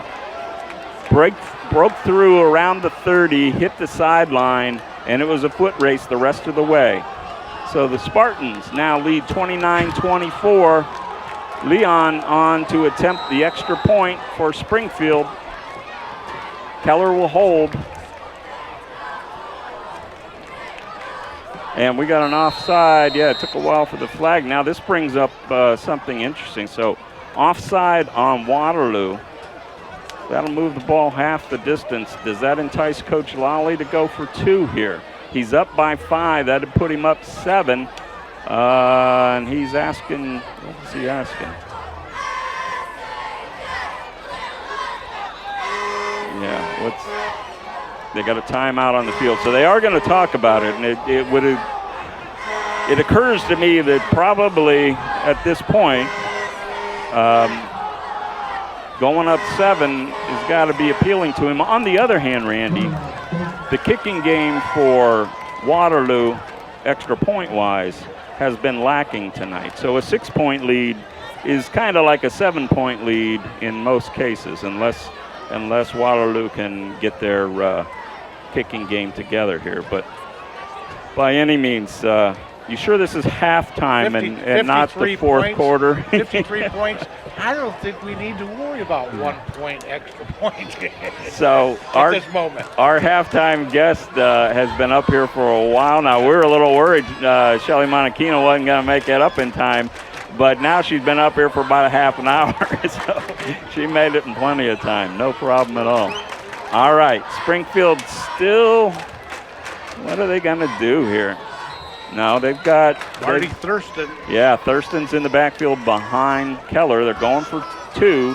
Handoff to Thurston. He's hit behind line, but he's muscling his way into the end zone for the 2-point conversion. Marty Thurston gets the 2 for the Spartans, and they lead 31-24. Spreading it around. Wow. A lot of ball players for the Spartans have been involved in the offense this half. So I'm really anxious to talk to Shelly here at halftime. I gotta imagine that she's really pleased with the spirit being shown here in the Springfield stands. As you mentioned before, Randy, they nearly now have as many points in a half as they had the entire last season. Is this possible? And the cheering section is full this evening. They're doing a great job. We hear them down below. Community and showed up this evening. They did. I believe they had their tailgate before the game. That was well attended. People have been here since 5:30. What an entertaining game. Yeah, and you see the students down along the fence, and they haven't had this kind of excitement in a while. So hats off to Coach Lawley and his staff and the hardworking kids from Springfield. But also, I mean, we're talking like it's the end of the game wrap up here. But Waterloo, what a performance from them. I mean, my goodness. And like I said, I was kind of kidding, but there's 8 seconds left, and our man is over on the far side. He has not let a kick off. He has not. There's another one for the bingo card. So let's see. I'm tempted, if I'm Coach Lally, just to do a little pooch kick and keep it away from him. We'll see what happens. 8 seconds remaining. Leon will do the kickoff from the 40 for the Spartans. There's the kick, and it is a low-line drive kick, but it does, well, misses Anderson. They're going to pitch it to him. Now he gets to the outside. Along the far side, he's broken into the opening, but gets run out of bounds at about the 30, and that'll bring us to halftime. Halftime at Springfield High School, with the Springfield Spartans leading the Waterloo Vikings 31-24, and yes, that is the halftime score. We're going to take this break and hear from our fine friends at Edward Jones, and we'll be back with the Edward Jones halftime show and be visited by Shelly Monachino, Superintendent of Springfield Schools and President of Port Summit Rotary. If your saving for retirement approach involves the phrase, "I'll get around to it someday," Edward Jones can help. When it comes to meeting your goals, time can be on your side, and there's no better time than now to get started toward your retirement goals. Or if you're in retirement and want a second opinion, let's talk. Edward Jones Financial Advisor Vince Rosnack can help. Stop by or call Vince today at 234-571-9913 to set an appointment. Or stop by the office at 529 Canton Road in Ellett, across from Eastgate Plaza. Horse racing is a great sport, and now you can have a horse in the race. Own a little and love it a lot. Thestable.ca is an award-winning horse ownership experience. Purchase as little as 1% of a racehorse and pay a set monthly fee. No surprises, modest investment, low risk, and completely accessible and transparent operations. Thestable.ca offers a unique, engaging racehorse ownership experience and features great customer service and consistent updates about your horse. Our innovative video production team tracks your horse's training progress, and clients are encouraged to visit the horses at any time. Thestable.ca is right for harness racing, and if you want to have a horse in the race, it's right for you too. For more information about The Stable, email Anthony at thestable.ca or call 519-400-4263. Back here at Springfield High School, halftime. Spartans lead the Vikings 31-24. The Viking band has taken the field. We are joined in the booth by, and I want to take a time just to mention briefly how thankful we are for all of our wonderful sponsors to make this possible during the course of this season. You just heard from a couple of our sponsors there. And one of the sponsors for tonight's game is the Port Summit Rotary Club, which our guest tonight, Shelly Monachino, is the current president of. So we're going to talk a little bit, Shelly, about Rotary first. Perfect. And then if we can talk about school district. Oh, we can You talk okay about with that? I am perfectly fine with that. That would be awesome. I think I know you enough to know Yes. you don't mind talking a little bit. Nope, not at all. Neither do I. So let's have it. Okay. So we only have 18 minutes, so yeah, you know what? We got to go quick. We got to go quick. And I see what you have in front of you. And my Right. first question is: so I know the Rotary Club has a big fundraiser coming up. Can you tell me about that? Absolutely. So one of the things that the Rotary Club really does is do scholarships. So we're with 5 districts or 5 schools. We do Ellett, Field, Mogador, Springfield, and Super, and we give out 2 scholarships of $1,500. So to help raise money, one of our biggest, we have 2 big fundraisers, but the one coming up is our Dizzy Duck Derby. Now you might ask, what does that mean? So what let me ask you. Sure. What does that mean? Well, no, let me answer what that means, okay? So Dizzy Duck Derby is now picture this, a bunch of rubber ducks floating down a river. I'm told like nearly 1,000? Nearly 1,000. Maybe over 1,000 if you and your team do their jobs? Hey. Maybe that's our goal is to get over 1,000. But yes. And so picture, we'll say 1,000 yellow rubber duckies going down the Tuscarawas River. Literally, what, right a mile down the road? Mile down the road. Mm. So what it is you could purchase 3 ducks for $20. Sounds like a deal to me. Anything else? Yes. What if I want more ducks? You could buy 25 ducks for $100. 25 ducks? Yes. So my odds are going to go way up. Way up. Awesome. And wait a minute, I didn't even get to the best part. What's the best part? You ready? Yes. Prize is $1,000. $1,000. $1,000 to do nothing, to watch your duck swim down the river. Now, I know there are some people in the world who, $1,000, they don't even blink an eye at that. You and me. Oh, that would. We'll I take could that. do. I could and do I think a lot. lot of folks out in the listening audience would too. It's a great event, as I understand. It is a great event. So let me tell you. It's held where? Okay, it's at Melanie Park, which is right here in Springfield. Also known as Kim Tam Park. Okay. And it's going to be September 28th. So coming up pretty soon. Pretty quick at 2 o'clock. Now, you can go to our website, portsummitrotary.org, and you could purchase right online. Awesome. Right online. Or if they happen to know a Rotary member, can they get them from them? Absolutely. Absolutely. We're going to have flyers everywhere that we could think of. Awesome. And it doesn't have to be cash. You could do it on your phone. There you go. Get Yes. get that plastic out. Get that plastic get out. the thumbs Hey, out and just you know what punch it in. The greatest thing is it's for an amazing cause. Absolutely. It's an amazing cause. I mean, the past couple of years, the $1,500 that we've given to the kids, we've known that it's done wonders for them. Okay, and I want to get to the schools real quick, but Sure. I think that I know that coming up in the wintertime, you have another major Yes, one. What is that, and the do we know any details yet? It's the quarter auction. Okay. It's going to be the last weekend in February, if I'm not mistaken. It's going to be held at Springfield High School. And, okay, it's a quarter auction.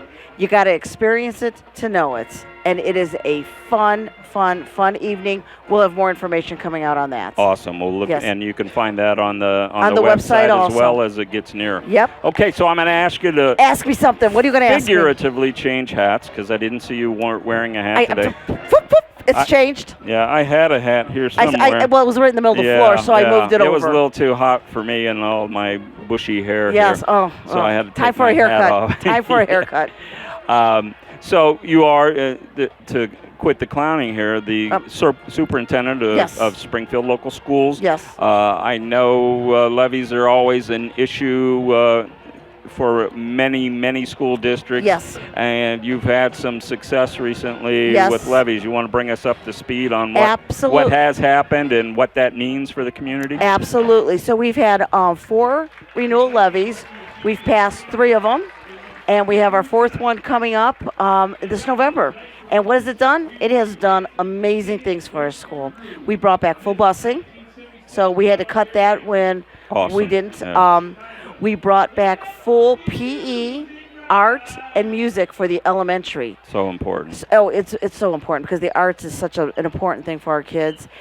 We've added junior high art for for our junior high, and we added a STEM class. Wow. So we've just been adding tons No of things. wonder you're smiling so big. I'm gonna tell you what. We 3 days of school. It's been a phenomenal 3 days. Yeah. And I don't want to get ahead of myself here. It's just halftime. But we mentioned before we got you on the headset and mic the noticeable energy level here tonight. Do you concur? Is this, Yes.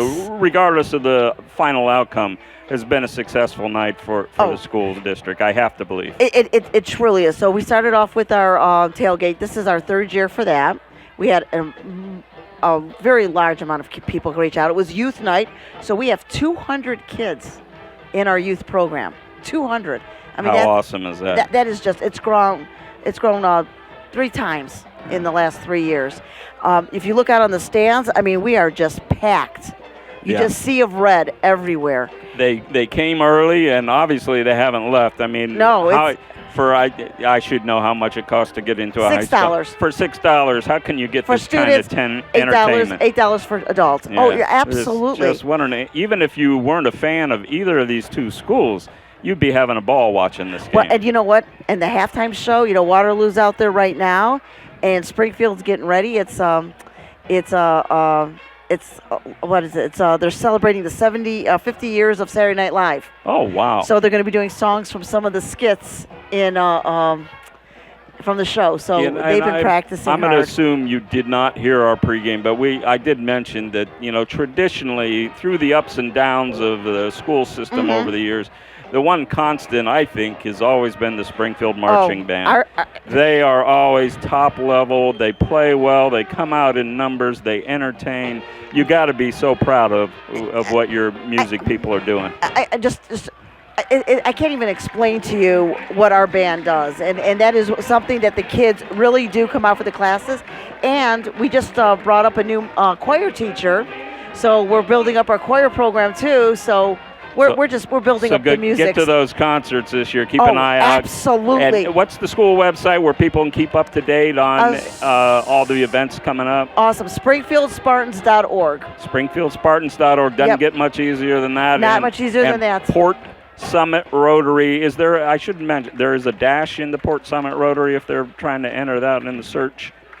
I think there is. Pretty sure that there is. I'm pretty sure we'll there double is. check. We'll double check that. But either as Port-Summit. Okay, and two wonderful organizations, and thank you for allowing us to come here for the opening night of Fifth Dimension Radio High School Football. We did a little basketball last year. Yes. We were here, and we're going to probably get back for basketball. I'm seeing Bob Fritz over there, and he's nodding. I don't know if that's like a legal binding contract, but I think it's a legal binding. I think it's legal binding. She thinks it's binding. I do. But you know what else?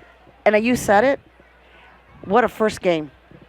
You couldn't get more exciting than what we're seeing down there. Absolutely. Well, absolutely. Hey, thank you so much for coming up and spending some time with us. We're going to take this quick break and hear from Jobs for Ohio's graduates, and we'll be back to talk about that crazy first half in just a moment. All right, thank you so much. Thanks, Shelley. Jobs for Ohio's graduates, JOG for short, is a workforce readiness nonprofit covering Northeast Ohio, including Ashland, Medina, Stark, Summit, and Trumbull counties, helping youth ages 14 to 24 and adults complete their education, develop soft skills, and start their careers. To make this possible, we need people like you to support the next generation of the workforce and partner with JOG today. Go to jogworks.org, JOGWORKS.org for more ways to mentor and hire JOG participants, attend events, and more.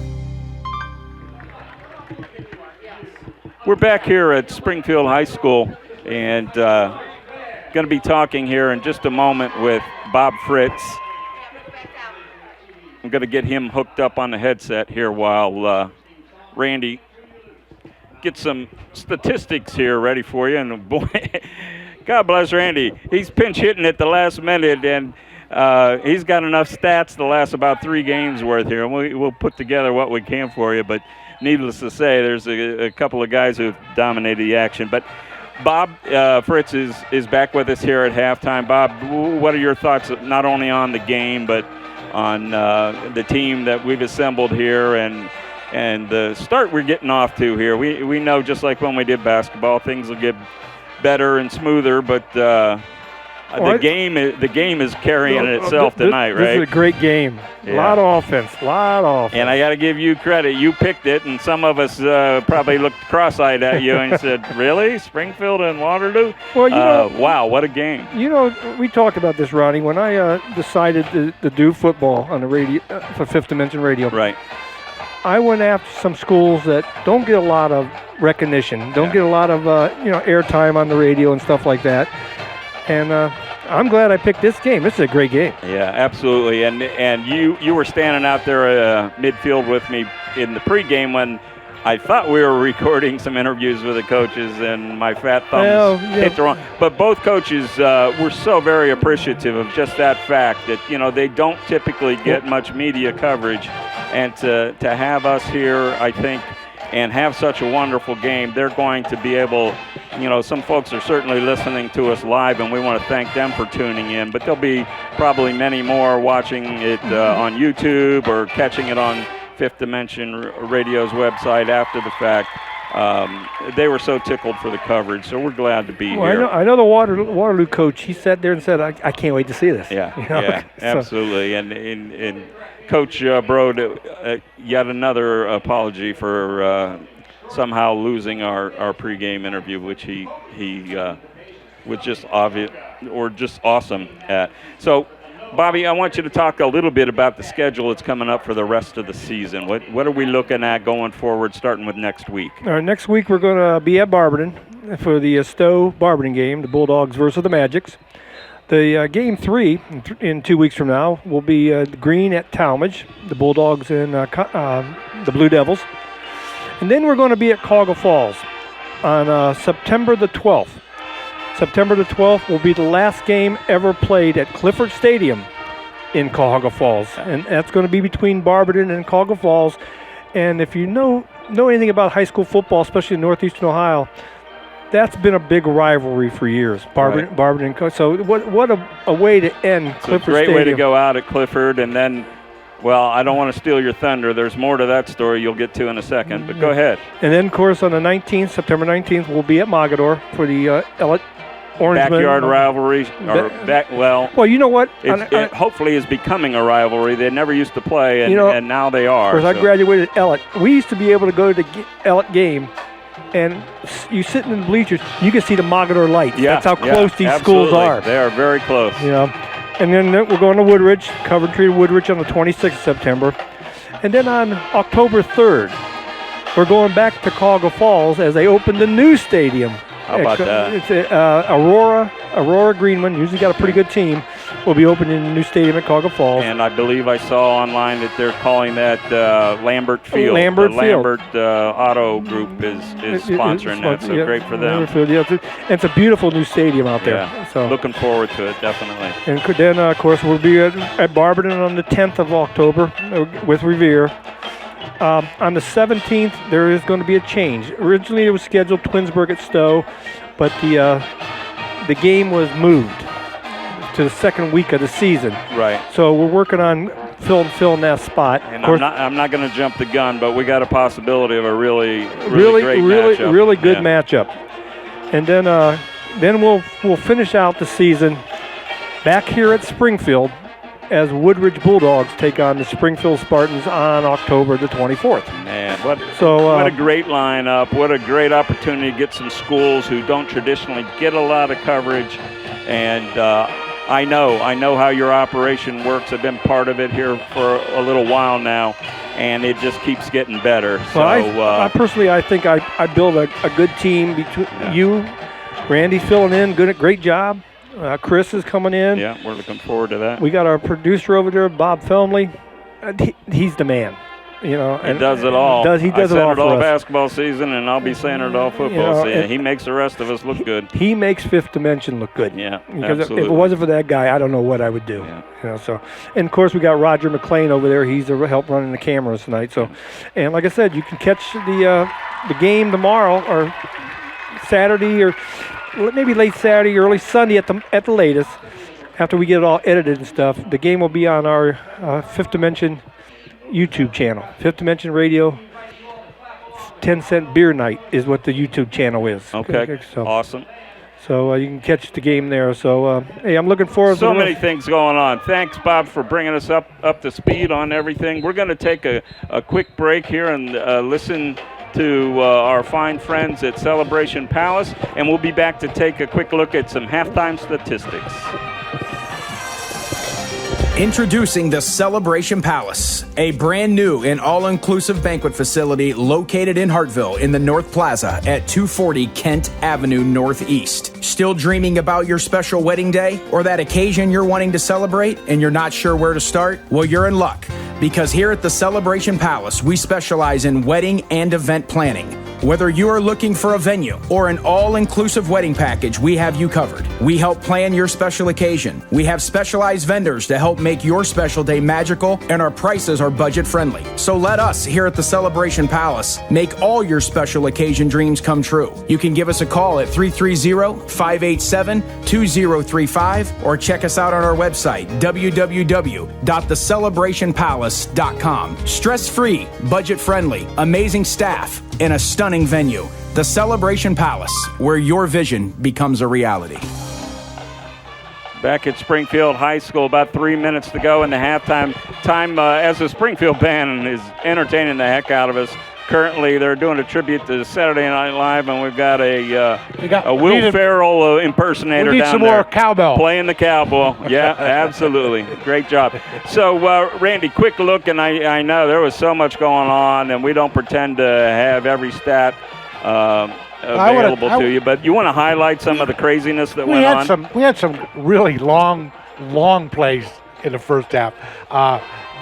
Dustin Sobolik for the Spartans combined for 150 yards by himself for the Spartans with two TDs. Of course, Anderson Robinson was all world. He had combined, he had 70-yard pass play, threw a 70-yard pass, I should say. Had a 75 receiving. He caught one for 75. And then he rushed for 55 yards. He ran one for 55, and he picked up a fumble recovery and ran it in for 35 yards. So his total yardage is off the charts tonight. Just his average per touch has got to be, I hate to start speculating on Waterloo records, but if there's been a bigger game and a half at Waterloo in the last forever, I want to know about it. He's been everything. And Cody, the quarterback, Cody Bowles. Cone Keller? Cody Bowles, yeah. Had a 75-yard pass play to Bolin. So there's a lot of stars. To Braben, right. A lot of players involved in scoring, and what an exciting half. And that's only 2 quarters. That's only 2 quarters, folks. It's still, I hate to overstate it, but it's boggling my mind. So we've got just over a minute to go. Let's take one more commercial break and hear from our halftime sponsor, Edward Jones Realty, or I'm sorry, Edward Jones Financial. I'll get in trouble for that one, and Vince Rosnack. If your saving for retirement approach involves the phrase, "I'll get around to it someday," Edward Jones can help. When it comes to meeting your goals, time can be on your side, and there's no better time than now to get started toward your retirement goals. Or if you're in retirement and want a second opinion, let's talk. Edward Jones Financial Advisor Vince Rosnack can help. Stop by or call Vince today at 234-571-9913 to set an appointment. Or stop by the office at 529 Canton Road in Ellett, across from Eastgate Plaza.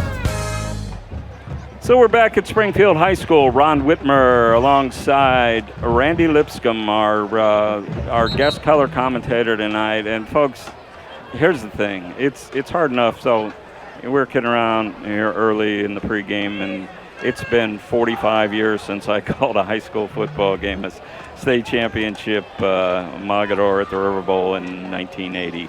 And it's been a few years since Randy's been here, and he didn't even know he was going to be here until yesterday. And to do what he does at the drop of a hat, I know from being in the industry off and on over the years that that's a much harder thing than it may appear to be to somebody on the outside. So, Randy, thank you so much for doing this. And we're going to keep your phone number handy, so if somebody gets sick or something else comes up, you'll be the first guy, and I hope you'll consider doing it. I think you've had fun. I've been watching your face. We both have been laughing probably too much on the air and certainly off the air just at the craziness of this game, but it is so fun. This tells me, folks, and it's happening here at Springfield tonight, get out and support your local team. Regardless of record this year or past years, because they don't have to be the top teams in the state to put on a great show. And boy, tonight we're learning that for sure. What a great show. It's a 7-point ball game at halftime. The captains are meeting at midfield to decide which direction we're going. And boy, it seems like today's Friday, seems like Thursday when we started this thing. So remind me, Randy, I believe Waterloo took the opening kickoff, but I'm probably wrong about that. Ron, you gave me these sheets and say, hey, keep track of this, and I've been a spectator. Yeah, the whole first there's half. So much to watch. Yeah, it's just like my mouth has been wide open, and I've been enjoying all of these fireworks that happened in the first half. 31 points for the Springfield Spartans. Last year, they had 2 games that they achieved 13 points against Coventry and against Minerva. 2 games they had 13 points. That was their best offensive performances in the whole season. Already 31 points. They're actually, all they need is one more touchdown to exceed. That's what I was just going to say. Entire 24 season. I was just going to ask you if my math was right. One more touchdown or 2 more field goals, and they will have scored more points in one game than they did in entire season. So I'm sure numbers like that are nice to hear for Coach Ben Lally here in his first season with the Springfield Spartans, but he's about a lot more than setting any kind of records compared to previous years. He's trying to move this program in a positive direction, and I can tell him, Coach, you've done that already in a half. You're definitely going in the right direction. It's a long season. We have no idea what may happen after tonight, but these kids are excited. You can tell by their play on the field. They have some talent. They got a big, strong line, and as their skilled people get more so as the season goes on, they got a few things they got to iron out. Some of the snaps have been a little off. But for the most part, they played a pretty clean game and a lot to be proud of. And the same thing for the Vikings. Definitely undersized, undermatched in terms of size. And there they are, one score down. They've got some talent on this team. They've got 6'8" kids that are very, very talented when it comes to being on a football field. You can see it. Their skilled positions are definitely there, and hopefully their line grows for one thing. Oh, here's a squib kick to start second half and fielded by Springfield at the 45-yard line. They'll start the second half from their own 45. So I got a little long-winded there, but I just want to make sure everybody knows that while this game is far from being over, there's some brightness for Coach Nate Brode at Waterloo as well. His skilled players have been excellent tonight. Some, again, troubles with some snaps, but they made big play after big play to keep themselves either on top or right there in the game. So we'll see what happens here in the second half. Starting from their own, we'll call it the 46-yard line, is Springfield. Cone Keller still there at quarterback. He's going to start with an empty backfield this time. Good to see Elijah Manier back out on the field for the Spartans. Calling the signals is Keller. He'll take the snap. He's looking to throw, looking downfield. Now he'll scramble to the near side, still looking downfield. He'll loft one along the sideline and throws it away out of bounds. Nobody particularly open. He'll live to play another down. It's 2nd and 10 from the 46-yard line. Pretty heads-up scramble there. He took himself out of harm's way, and he didn't do that in the first half. You recall the turnovers that he was responsible for. Yeah. So probably had a little heart-to-heart with Coach. I think so. Good to see him just decide, hey, it's not there this time. I'll toss this away, and we'll see what we can do on second down. So Marty Thurston in the backfield now. Takes the handoff, goes up the middle. Big hole. He's across the 50 to the 45 of Waterloo, and he's going to be maybe a hair short of a first down. Going to call it 3rd and about a foot. Springfield's to the line in a hurry. Ty Smith into the game for Springfield. He's in the slot to the far side. Jace Garrison is wide to the left. Keller at quarterback. Turns, hands again to Thurston, up the middle, no problem. He's got the first down and more. He's down to the 41-yard line of Waterloo. I would not be surprised to see the Spartans go to that power ground attack here in the second half as they started off this series. Yeah, it looks like Thurston is their power back. On his second carry for 4 yards and banged up. That's Thurston that's down? Yes. Okay. Don't want to see that, but Baron Lang had a nice first half as well. They did go to Thurston when they wanted the bigger fella in there, and I see him scrambling to his feet now, so hopefully he's okay. Had a lot of guys down tonight, as I mentioned in the first half. Pretty hot day, but definitely a muggy day, and a lot of leg issues. Thurston trotting off the field. I think he's going to be fine, but Lang has taken his place in the huddle. Lang had 6 rushing attempts in the first half and was the main rushing threat for the Spartans back into the game. Until Thurston took off for that touchdown run. Yeah, it was all Lang up to that point. Keller at quarterback, Lang behind him in the backfield. Takes the snap, passes out in the flat, gets it to Smith. Smith across up to almost the 45. They're going to mark him at the 44 to bring up a 2nd down 5. That's Ty Smith. He's 5'10", junior wide receiver, 160 pounds. Ty's first reception for the evening. Thurston is back in there now. He'll be behind Keller in the backfield. Smith in the slot to the far side. Jace Garrison split wide.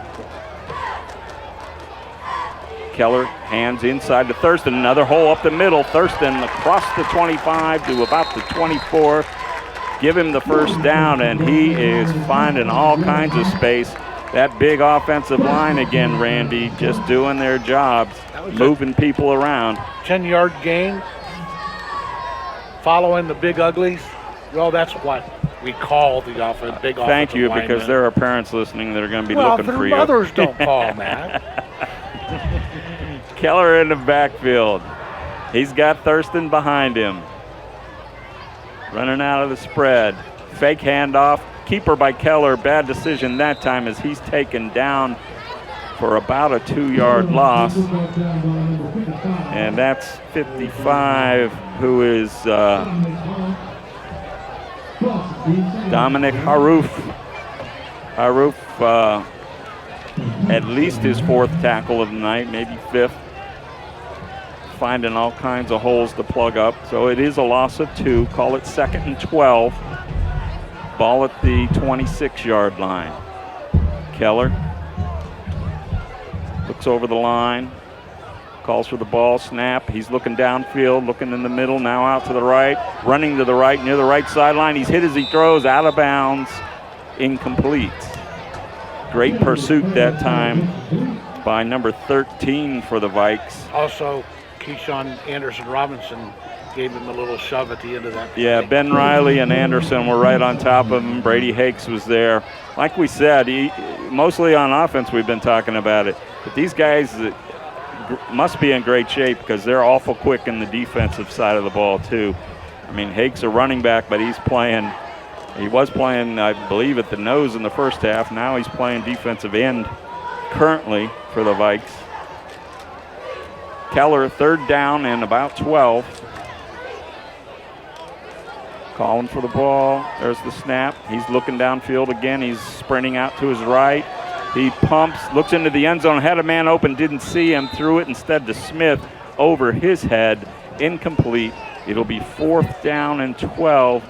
The ball on the 27. Keller still on the ground after that. Took a hit right at the end of that play. And difficult to see that open receiver as you're rolling out to the right, and the receiver was open, but he was open down over the middle. Yeah. Impossible to see that. Good pursuit that time by the Waterloo Vikings. I think it was Brady Hake again. He was in the area. If it wasn't him that put the lick on Keller. Cone Keller is a 5'7" sophomore, 150-pound quarterback, also plays defensive back. He's also, I saw him when we did the Springfield basketball game last season as a freshman, a talented guard on the Springfield Spartans basketball team. So tough kid. He's up, shaking off the cobwebs, and looks like he'll be back in. I was going to say, looks like he put his helmet back on like he wants to stay in there, but let's see what they're going to do here.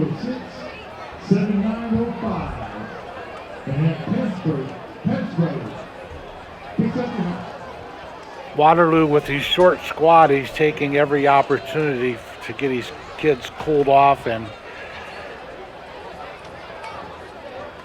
yeah, which is a very wise move by Coach Pro. We're going to now have a timeout on the field by Springfield, and with that, we're going to take this break and hear from Port Summit Rotary.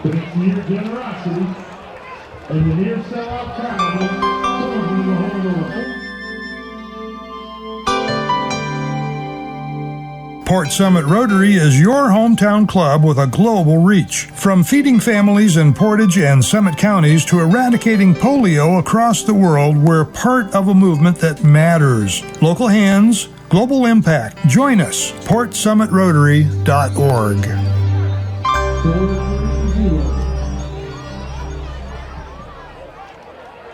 So it seems to me, Randy, back here at Springfield High School, that both teams are kind of, even after halftime, trying to catch their breath a little bit here.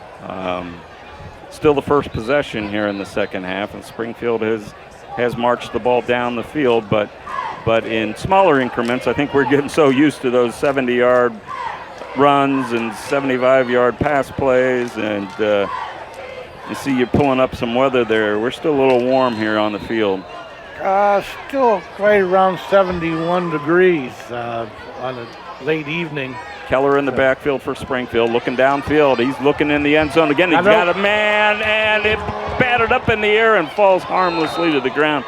It looked like for a second he was going to find Jace Garrison in the end zone. He was wide open, but the DBs for Waterloo recovered nicely. It looked like Bowles and number 2 was also back there on coverage. Sobelink also was in the area to receive that ball as well. So Springfield will turn it over on downs. Waterloo will take over 1st and 10 on their own 27-yard line. We've gone probably 5-6 minutes without a score. Yeah, what's going on? It's kind of getting boring out there. Are these two different teams? They look like the same teams. 31-24 our scores. Springfield Spartans in the lead. 8:49, third quarter. That was quite a pace we were on in the first half, so it doesn't surprise me we're settling in a little bit, and I'm sure as soon as I say that, something big's about to happen. Well, number 1's on the field. Bowles is in the backfield at quarter, or I take it back. It is Anderson Robinson at quarterback. He takes a snap, and Springfield's all over him in the backfield, but he wiggles away and fights his way back to the line of scrimmage, or nearly so. Nice job by Anderson Robinson, but Springfield really snuffed that out in the backfield, and they're starting to beat the offensive line of Waterloo at the point of attack. The big fellas are finding no trouble in getting in the backfield. We got another Springfield. It looks like Trevor Durham is a little giddy, and he's going to lay down and get some help. Durham is the 5'9" senior, 180-pound. He plays tight end on the offense, and he's a key player at the linebacker spot for the Spartans. He's down. Anderson Robinson also sitting on the turf. Took a pretty big hit on that. He ran through a would-be tackler, but then took some punishment at the end of that play. Looks like another cramp situation again. You know, I don't want to say that's what it is. He's been gimping around a little bit. But yeah, he's down there stretching him out. So, you know, Randy, I wish I could tell you the Fifth Dimension Radio. Where's Bob? Bob, do we pay overtime? We're going to be here a while yet. It's 9:15, and we're not quite halfway point of the third quarter. So. But we're having a lot of fun and watching two teams that are just giving it their all. And Trevor Durham was the Spartan that was down on the field, 5'9", 180 tight end linebacker for the Spartans. Yeah, he's back on his feet, and he's hopping around like he's good to go. So had a bit of a cramp. He'll probably be back in there next play or soon thereafter. So 2nd and 10 now for the Vikes.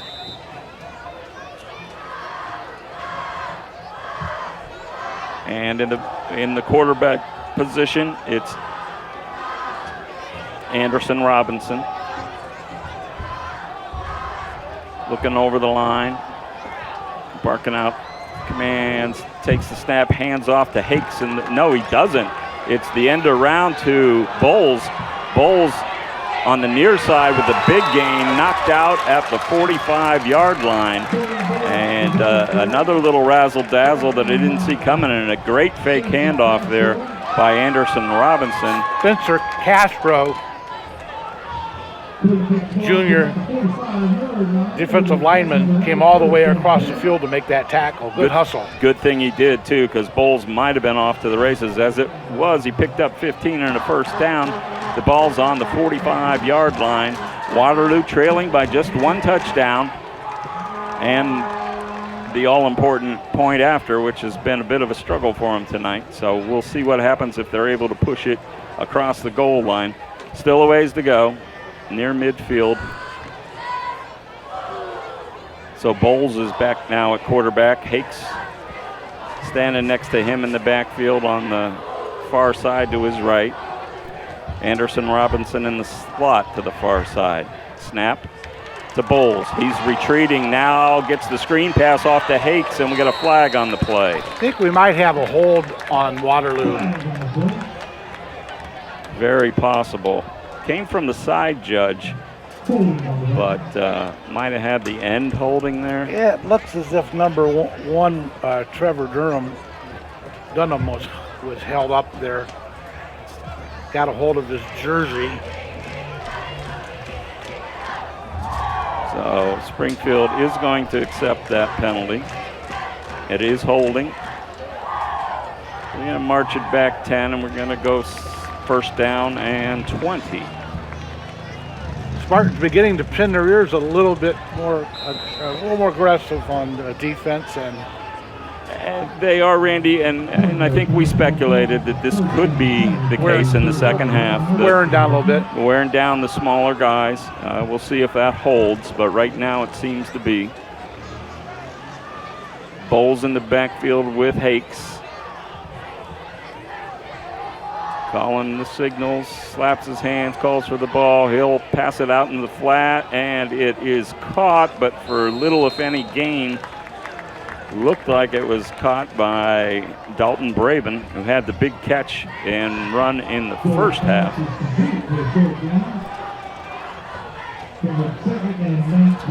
So they're going to give him a yard on the play, make it 2nd and 19. Coach Brode has gone into his bag of tricks several times already tonight. Let's see if he's got something else up his sleeve here. I'm sure at the very least he'd like to get it back near midfield and play a little bit of field position here if they're not able to pick up the first down. Under center this time is Bowles. Hakes behind him. We've got a flag, and what do we got? Probably a delay coming from the... Yep, that's exactly it, Randy. Delay a game. So it's going to be 2nd and 24. And I'd like to, normally I would say, well, you don't have that many plays in your playbook for this, but Waterloo keeps finding them, and it all involves number one. Number one is on the field. Yeah, that's right. He is his own playbook. So we'll see. And I'll remind the fans, if they weren't tuned in the first half, Keyshawn Anderson Robinson, who's already scored 4 different ways in this game. But he also went down a couple of times with some leg issues. He's back in there now, but it would be hard-pressed to say that he's at full strength. Bowles at quarterback, gets the snap. He looks downfield, lofts a high one, and up for grabs. I don't think Anderson Robinson saw it. It was thrown in his direction. It fell short, so it'll be 3rd down and 24. Very good pressure from the Spartans on that as well. Yeah, absolutely. 4:57 remaining, 3rd quarter. Have yet to have a score here in the second half. That's something unique. The Spartans lead 31-24. Again, I think at this point, Coach Brode would love to just maybe pick up 5 or 10 yards, give him some extra room to get the ball on the punt down the field. But we'll see. He's gone against tendency more than once tonight, so let's see what they come up with. Still anyone's game as we're approaching 4 minutes and 30 seconds. Anderson Robinson in the backfield with Bowles. He'll take the handoff. He's running the near side, all kinds of pursuit. He's in trouble on the sideline, gets bumped out at about the 32. Give him about 2 yards on the play, maybe 3. Marty Thurston with that tackle. I totally missed that. He stayed in bounds longer than I thought. Got about 6. Now the yard. The guy with the yard marker moved back about 3 yards. So I was pretty close to being right. Ball's on 35 for Waterloo. 4th down. They're down 1 score. I got to think you're punting here, but let's see. Again, with Bowles being the punter, you never know. He is a little deeper than normal and has Hakes in front of him, so it looks as if he's going to punt.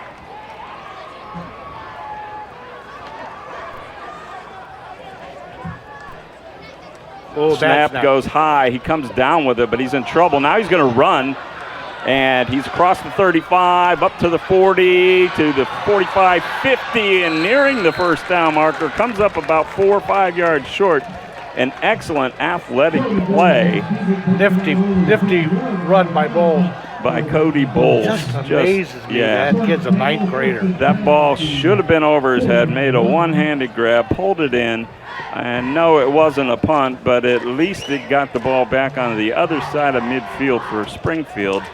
So Waterloo's hanging in there. They're down 7, 31-24, 4:38 remaining in the 3rd quarter. And I was going to say, do we have a timeout on the field? No. Springfield just a quick huddle to get a little water, and they're back out there. Tell us again about those big fellas up front, Randy. I know we got Maynor out there. Who are the other guys doing the job for them? Well, we've got Elijah Maynor that was down early on. Skylar McLaughlin has had an excellent game, number 65, senior 250-pounder. Spencer Castro and Dominic Garrettson are the large young men. They just did an outstanding job giving Keller all kinds of time. Keller found Ty Smith down the field for a first down at the Waterloo 40. So you can sense some momentum getting behind the Spartans now. The key to a successful program is to get those kids, get them in the weight room, and keep them fed and happy, and that will turn this Spartan program around sooner than anything else. But it takes time. Whoa.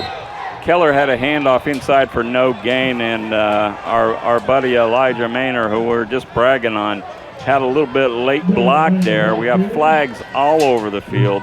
I don't know if we're going to get offsetting because of some retaliation, but I can guarantee you that Elijah Maynor is the culprit on the Springfield side. We'll see if it's going both ways or if it's there's nearly definitely laundry all over the field. Yeah, I think every official decided, well, I got to air this thing out. I haven't thrown it tonight. And for as many points as we've had relatively few penalties tonight for a first game of the year. For the first game, very few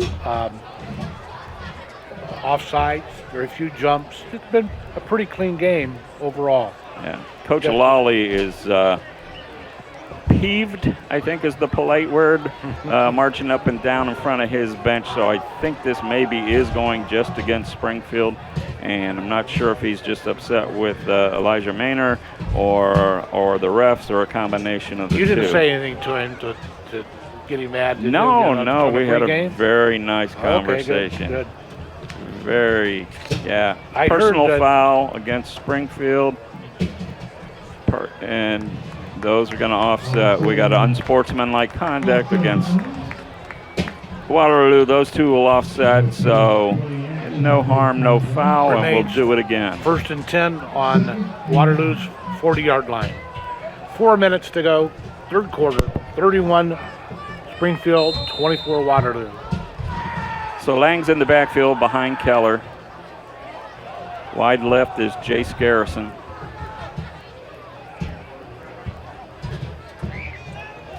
Lang steps up. Now Keller with the snap, looking downfield across the middle. I think it hit the ground in front of the receiver. Yes, it did. Incomplete. Pressure. Ball was thrown coming from Lopez from his defensive line position. Ball was just a little too short for Ty Smith to get his hands under it. Coming into the game for Springfield is Marcus Lewis. They call him Nico, right? Nico Lopez Garcia. Nico, yeah. So Lewis is in the slot here to the near side. Empty backfield for Keller. 3rd down 10. Keller with the quarterback keeper up the middle. He's got some yards, but not quite enough for the first down. He's down at the 34-yard line. That'll bring up 4th down and about 4, short 4 for the Spartans. Let's see what Coach Lawley wants to do here. I'm going to assume he's going to go for it. He's fairly deep. Thurston coming in off the bench brings the play into Keller. Thurston has been their money back when short yardage and power situations, and this is fairly short yardage. We'll see what happens. Keller calling the signals. Takes the snap. Hands it to Thurston. Up the middle. He's fighting for the yardage. He's close. I think he got it. He's close. The official on the far side has him at the 30, which should be enough for the first down. No? The Waterloo coaches are excited. They think he came up short. And the official did kind of move back this way. Boy, he had it right on the 30, it looked like, and now they moved it back almost to about the 30.5 yard line. Let's see if they're going to measure this or if they're just going to give the ball to Waterloo. Looks like they are. So a stop on downs for Waterloo, a big stop there with 2:57 to go in the third. They remain just one score down. So that offensive fireworks from the first half has been shut off here in the second half. We're scoreless in the second half. Springfield up by 7.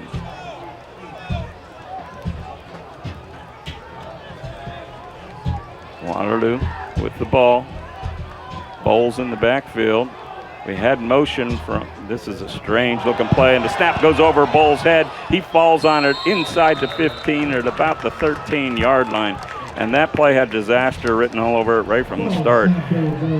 Well, when we go to the film room at Waterloo High School in Atwater, Ohio, I think we're going to be have some criticism of our center snaps. Yeah, and the coach knew. I apologize. I should have picked up who our center snapper is, but he has had some difficulty today. I think he's a young fellow. See if we can pick that up, Randy. He's playing hard and he's going against guys much bigger than him, but the high snaps have been an issue since early in the game. Real issue for Waterloo this Bowles hands off to Anderson Robinson. He breaks one tackle but can't get much further, and he's dropped for another loss of about a yard. So we're at 3rd and McLaughlin with a big tackle on Robinson. I'm trying to do some math here. 3rd and about 28 yards to go. They don't have the to-go on their scoreboard, so they've given up on that math too. But we'll call it 3rd and 28. Minute 33 remaining, third quarter. At least. Waterloo trailing 31-24. Almost Wayne County. Empty backfield now for Anderson Robinson at quarterback. He'll take a high snap. He'll try a quarterback keeper. He gets maybe back to the line of scrimmage, possibly a yard. Casto on the tackle, along with help from his friend McLaughlin. There are very few holes there on the defensive front from Springfield, and what is there, the linebackers are doing a really nice job starting to fill those holes and have really held down Anderson Robinson here in the second half. 52 I think seconds. that dinged up leg may have taken some of his juke moves away from him as well. Without question, Randy, it's a good point you make. He's not nearly as mobile as he was early in the game. He'll go out wide right this time. Bowles back at quarterback. Another high snap over his head into the end zone. Springfield falls on it. Touchdown, Spartans. Looks like number 22. Okay, Yeah, 20, yeah, Bryson 22. Lanham. Bryson Lanham on the recovery for Springfield. So another contributor there. Those bad snaps. That put that offense from Waterloo in reverse that series. Almost think maybe you need to go under center. That's an excellent point, Randy, because it's become, you know, the major difference in this game. So Leon is on for the extra point attempt for Springfield. Snaps down, kick is up, and it is good. So with 25 seconds remaining in the third quarter, Springfield leads 38-24 over the visiting Waterloo Vikings. Let's take this break and hear from Jobs for Ohio's Graduates. Jobs for Ohio's Graduates, JOG for short, is a workforce readiness nonprofit covering Northeast Ohio, including Ashland, Medina, Stark, Summit, and Trumbull counties, helping youth ages 14 to 24 and adults complete their education, develop soft skills, and start their careers. To make this possible, we need people like you to support the next generation of the workforce and partner with JOG today. Go to jogworks.org, JOGWORKS.org for more ways to mentor and hire JOG participants, attend events, and more. Right.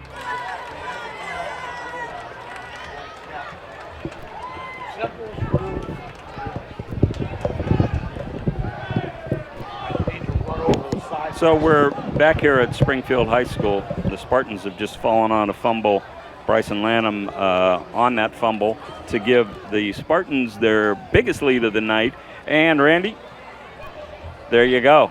The Spartans, in less than a full game, have outscored their entire output from last season. How about that?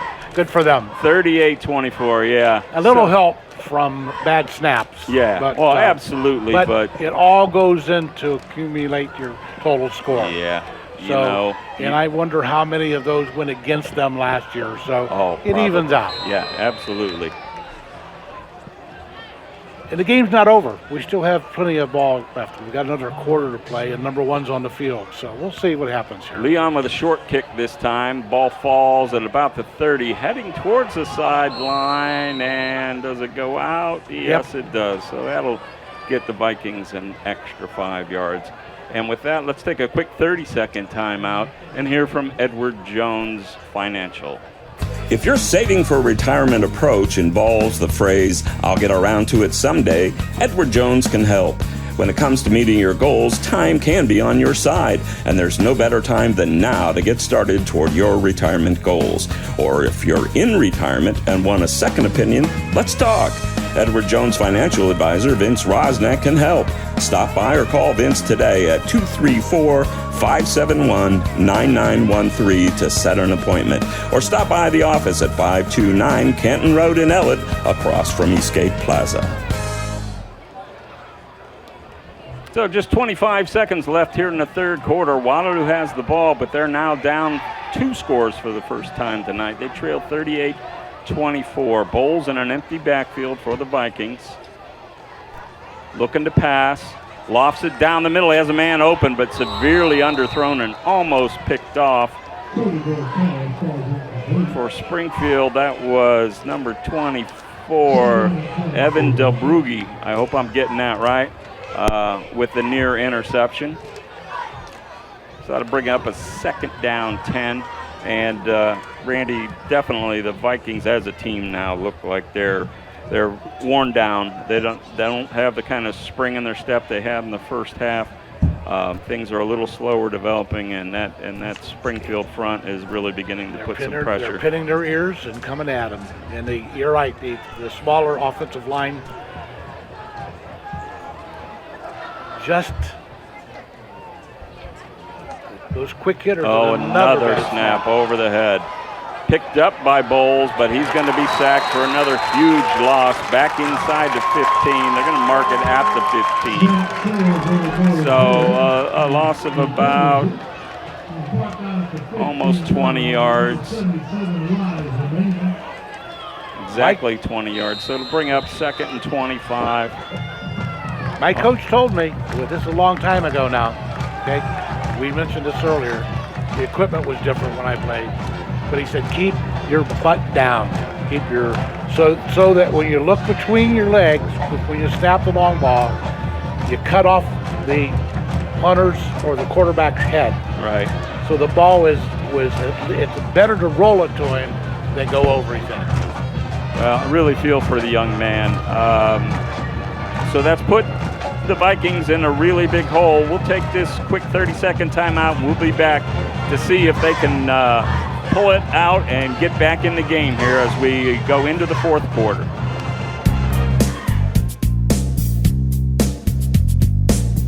Tired of boring off-the-rack tees? Want to express your unique style or promote your business?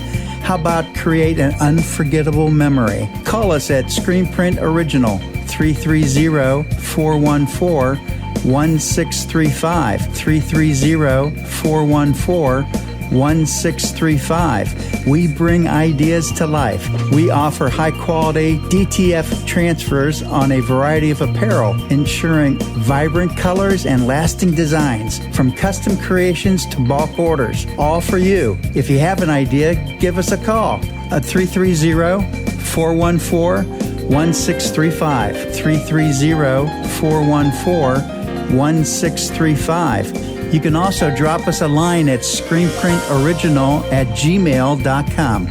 We look forward to serving you. Back for the start of the fourth quarter at Springfield High School. Springfield leads Waterloo 38-24. Waterloo third down and 30 from their own 15. Snap this time taken by Bowles. He's hit as he throws. And is that a fumble or is it an incomplete pass? Looks like they're marking it there. Marking it at the 5. So. Fumble. Wow. Was hit just as he was releasing it, or just his arm was caught. So again, a fumble as it was in the first half. That'll set the ball back now to the 5-yard line. They got to get to the 45 for a first down. It's fourth down with nearly a full quarter to go, and they're down 2 scores. But normally you would say automatic punt here, but it's getting to the point where Coach Prode's got to be thinking, I'm getting close to needing something really crazy to happen. So Springfield does have a man back in punt formation. I'm going to guess it's Dustin Solbeck, who had the big run for the touchdown earlier. I don't see a punt formation here, and we got a new man, number 9, Coy Whiteley, and this snap is over the head of Hakes and out of the back of the end zone for the safety. Which and may be the best thing. Well, and I'm not sure that wasn't actually the plan there that time, because they were in a no-win situation with the punt, not a lot of room to punt. So they'll take the 2 and then kick it on the free kick after. You know, it's just the safety. As well as they played in the first half, and it was lightning in a bottle on almost every play. And the adjustments at halftime, I'll give credit to the Spartan staff for making some changes and getting back down to just some blocking and tackling in the second half. I got to believe the coaches actually got after that front line on both sides of the ball, really, but especially on defense at halftime, because it's been a different ball game. They started to assert themselves in the second quarter for sure, but we're still giving up some big plays. And here in the second half, they've been dominant, and anything can happen. It's still just a 2-score game, but 2 scores in 2 two-point conversions. So Waterloo is in position now. They need something big to happen for them. They'll have the free kick from the 20, and it looks like they're gonna not punt it, which is free kick. Most teams will punt it in this situation, but it looks like he's going to kick it off. And is that our regular kicker? Yes, it is. Okay, so it's Lopez Garcia. Nico, see if he's got something up his sleeve here. He approaches. He does kick it deep. Ball's going to come down at about the 32. Picked up by Springfield, number 21. He's breaking to the near side. He's beating guys. He's across the 45 into Waterloo territory. That's Kevion Spooney with the return. So Spooney with a nice run back. Ran to daylight, got out of bounds. I'm going to mark him, looks like at about the 44-yard line. So Springfield can maybe put this thing away with if they can get in the end zone on this possession. I know we got a bit of time left, but it looks like the Vikings are starting to run out of gas. And probably starting to is probably the wrong word. They've definitely run out of some gas. But see if they've got a little extra in the tank, can make something happen. They still have those athletes on the field. And we got a whistle, and what do we have? Timeout for Waterloo. So I don't know if they. I think it's a good opportunity to give your rest your horses a bit, so to speak. Yeah, absolutely. In coaching basketball, my brothers are all coaches, and one of the best lessons I learned from them was, sometimes a timeout that isn't about strategy is still a great timeout. Sometimes your team is starting to get gassed, and a little bit of time to think about things and catch some air and some water can be all they need. Kids have played their hearts out this evening, that's for sure. And there's 10 minutes to go. They put up 24 points, and in spite of the errant snaps from center, I don't pretend I know how to coach, but I would think I would go to move my quarterback under the center, though. Yeah, it's certainly, and I know that changes what they can run, but it's definitely been the difference in the ball game.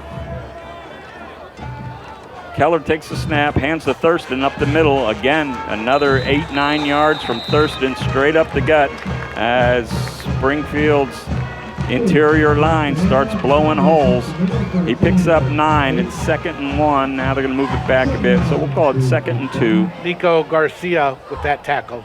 He's played a very good game. How about that kid? He's not the biggest guy in the world, but he's playing like it tonight. He's been on the field every play except when he got hurt. Yeah. Keller barking out signals, hands off to Thurston up the middle again. He cuts to the far side this time, up to about the 31 where he's taken down. Let Dominic Haroff with another tackle. He is racking up the tackles. Unfortunately, he's beginning to rack them up as his team's getting pushed backwards. It's a first down on the carry. Ball marked at the 31. Springfield leading by 16 with 9:36 remaining in the game. Coming to the near side for Springfield, it's Ty Smith and Dustin Sabelek. Keller with Thurston in the backfield.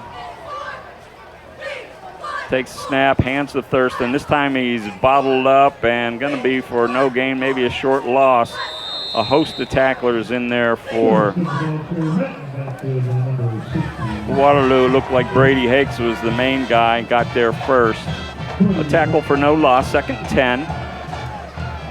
Hunter Mangus, defensive line, lined up over top of Elijah Maynor. Elijah just, I don't know if you noticed, reached over and shook his hand. That young man, number 52, has played his heart out, and he's outweighed by probably 100 pounds. Wow, yeah. Didn't see that, but I'm glad you noticed. There's a pass from Keller to Tarnowski on the near side. He's going down the sideline. He's at 10-5. He's near the goal line, and it looks like they're going to mark him out at about the 2-yard line. The flag on the play. Isaac Tarnowski with the catch, and what do we got? Might have had a push in the back. Yeah, a hold or push in the back or a hold on the block as Tarnowski passed the 20-yard line. So they're going to move it back. Takes away a nice big gain for Tarnowski, who had the touchdown early in the game.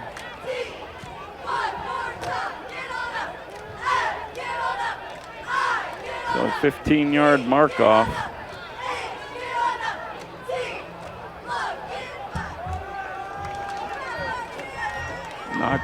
sure technically what the call was there, if it was personal foul. Would have thought that would have been a 10-yarder. At any rate, Springfield now 2nd down and 14 from the Waterloo 35-yard line.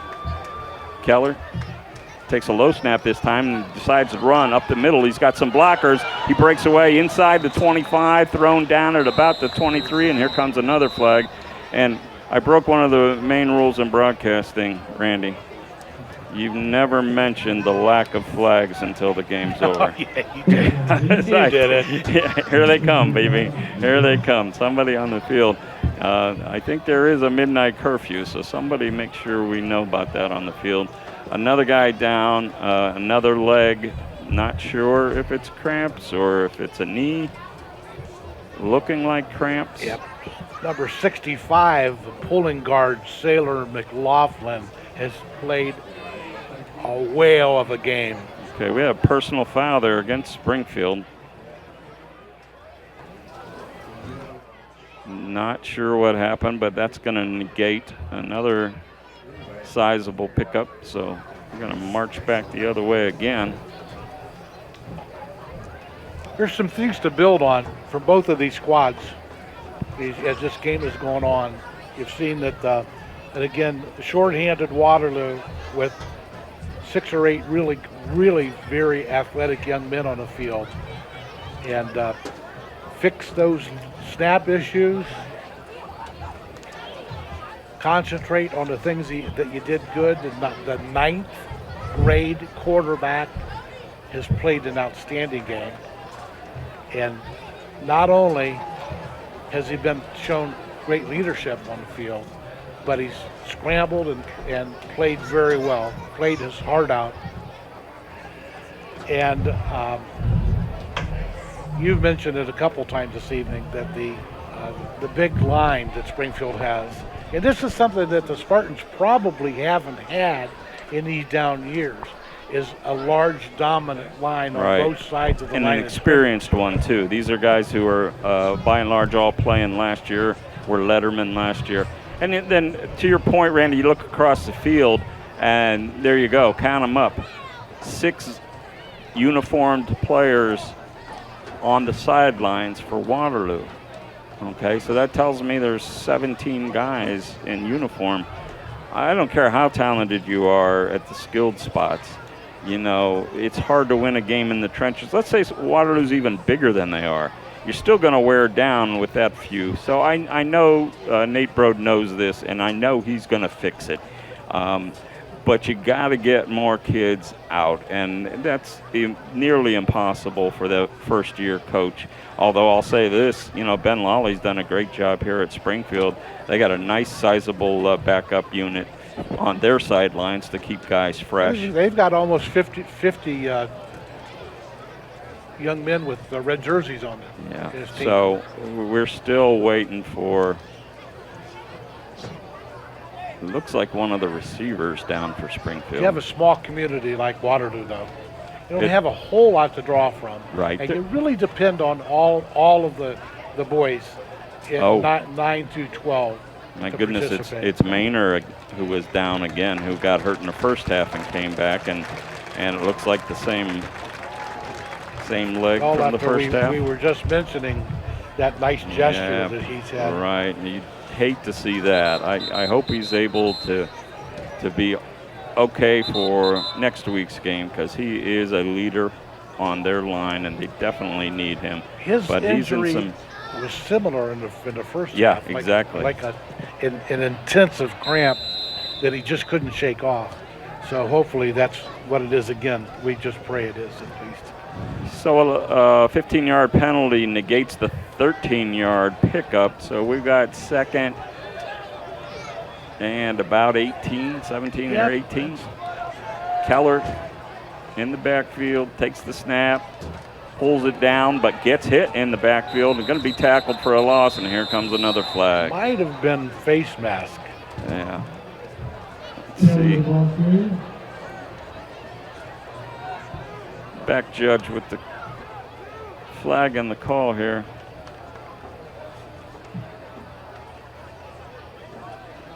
See what we got. They're pointing at Waterloo.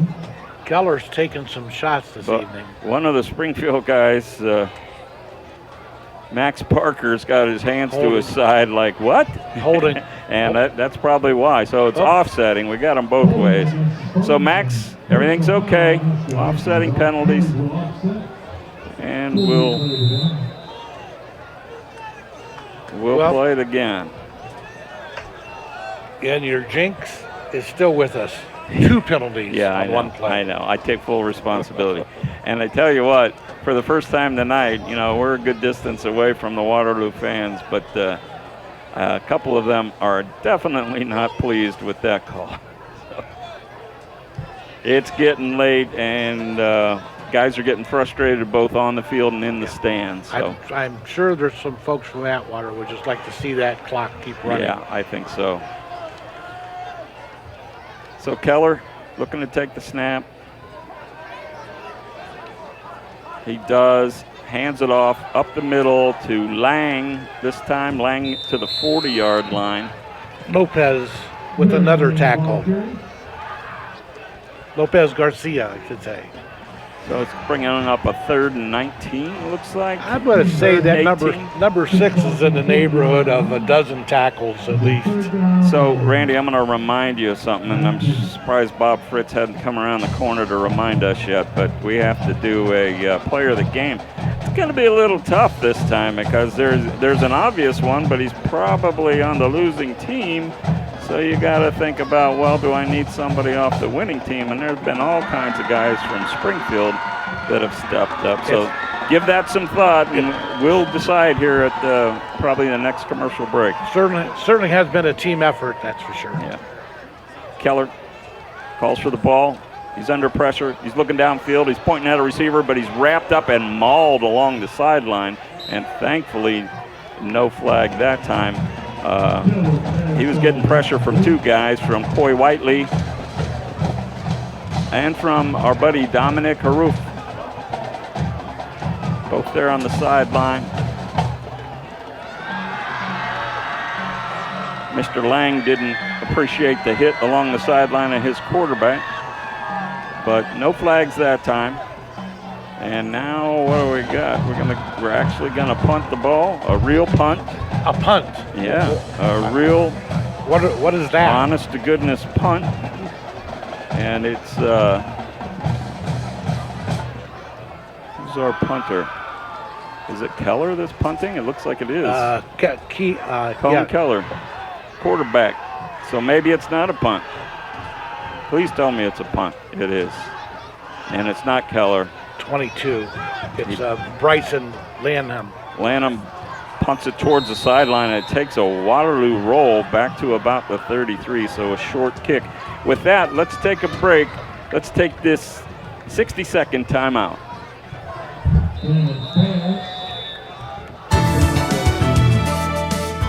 Curious about Rotary? Come see what we're all about. Port Summit Rotary meets weekly with a mix of fun, friendship, and service. You'll find welcoming people, meaningful projects, and maybe even your new passion. Your first lunch is on us. Visit portsummitrotary.org and stop in.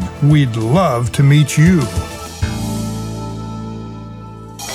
Jobs for Ohio's Graduates, JOG for short, is a workforce readiness nonprofit covering Northeast Ohio, including Ashland, Medina, Stark, Summit, and Trumbull counties, helping youth ages 14 to 24 and adults complete their education, develop soft skills, and start their careers. To make this possible, we need people like you to support the next generation of the workforce and partner with JOG today. Go to jogworks.org, jogworks.org, for more ways to mentor and hire JOG participants, attend events, and more. Hi, this is Christian Oswald, chef at Cambria's Bistro on Main Street in Wadsworth. Come in and join us for dinner Tuesday through Thursday, 4 to 9, and 12 to 9 Friday and Saturday. Join us and let us make you authentic Italian dishes from scratch and for our weekly specials. They're always changing, so come get them while they last. If you want a sneak peek at our menu, check out our Facebook page or website at www.cambriasbistro.com. www.cambriasbistro.com. Okay, here we are back at Springfield High. I had another guy down with yet another cramp in his leg, but he's off the field now. The young lady, the medical person, has put 5 miles. I bet. Tonight. Yeah, definitely earning her keep for sure. So Waterloo has the ball, 1st and 10 on their own 34, and if it's ever going to happen, it has to happen right now for the Vikes.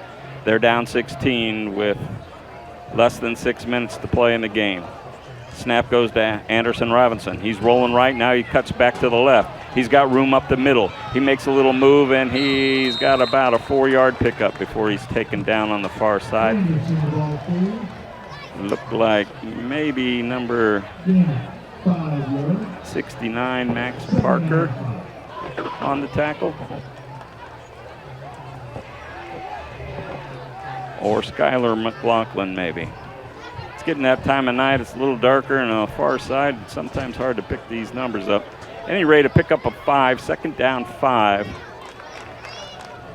Robinson seemed to have a little more pep in his step that time. And if it's going to happen, it's got to happen now.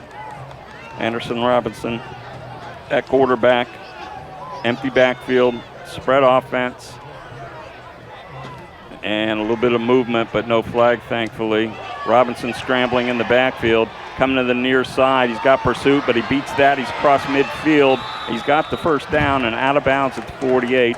Nice job by Anderson Robinson. Big play. They got to keep stopping the clock, which he did that time. Picked up the 1st down.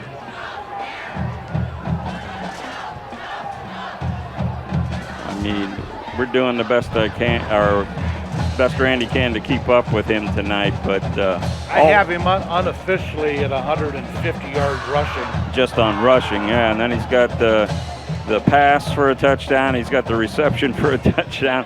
All-purpose yards, he's off the charts tonight for sure. Got to be over 300 yards. Sack, fumble recovery for 55 yards. So he's a quarterback. Brady Hake beside him in the backfield. 2 receivers out to the far side.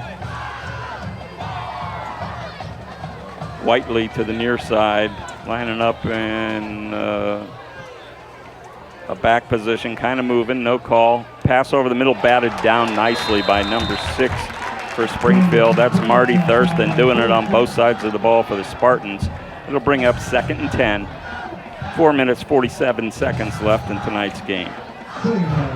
Looking at Garcia as an intended receiver, doing a crossing pattern, but one of the big hogs put their big arm up and said, nope, that's not happening. Yeah, Thurston, nice athlete.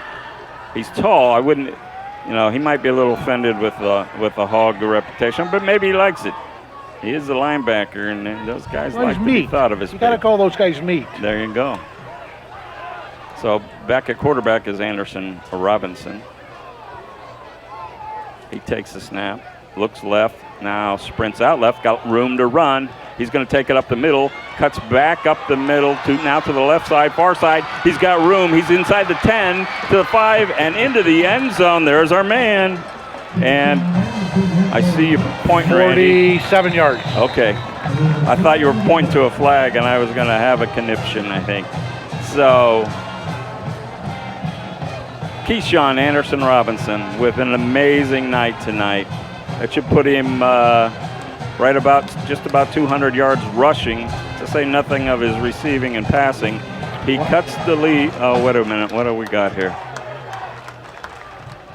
We got referees talking about things out near the 30-yard line. Oh, there was a flag drop.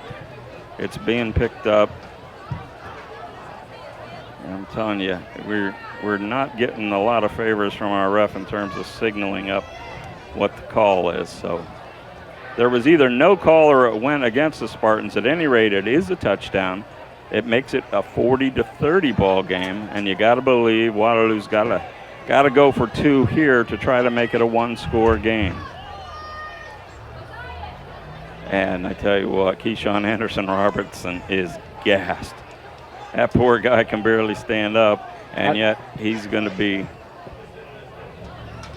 quarterback, and they're going to move it to the far side hash at the request of Coach Brode. And I got to guess that's to give. What do we got now? We got Anderson Robinson coming off the field. No, he's coming over to Coach Brode to get the play.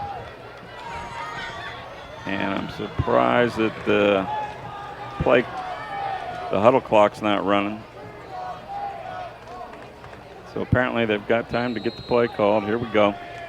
Now the clock starts. So here we go. The Waterloo Vikings need this 2-point conversion. Anderson Robinson looks like he's going to go under center this time. Brady Hake in the backfield behind him. Here he comes, coming to the near side. He's got some room to run. He's in right near the goal line, and he's in for the 2-point conversion. And here we go. We've got time. It's a one-score game. Springfield leads Waterloo 40-32 on the 2-point conversion.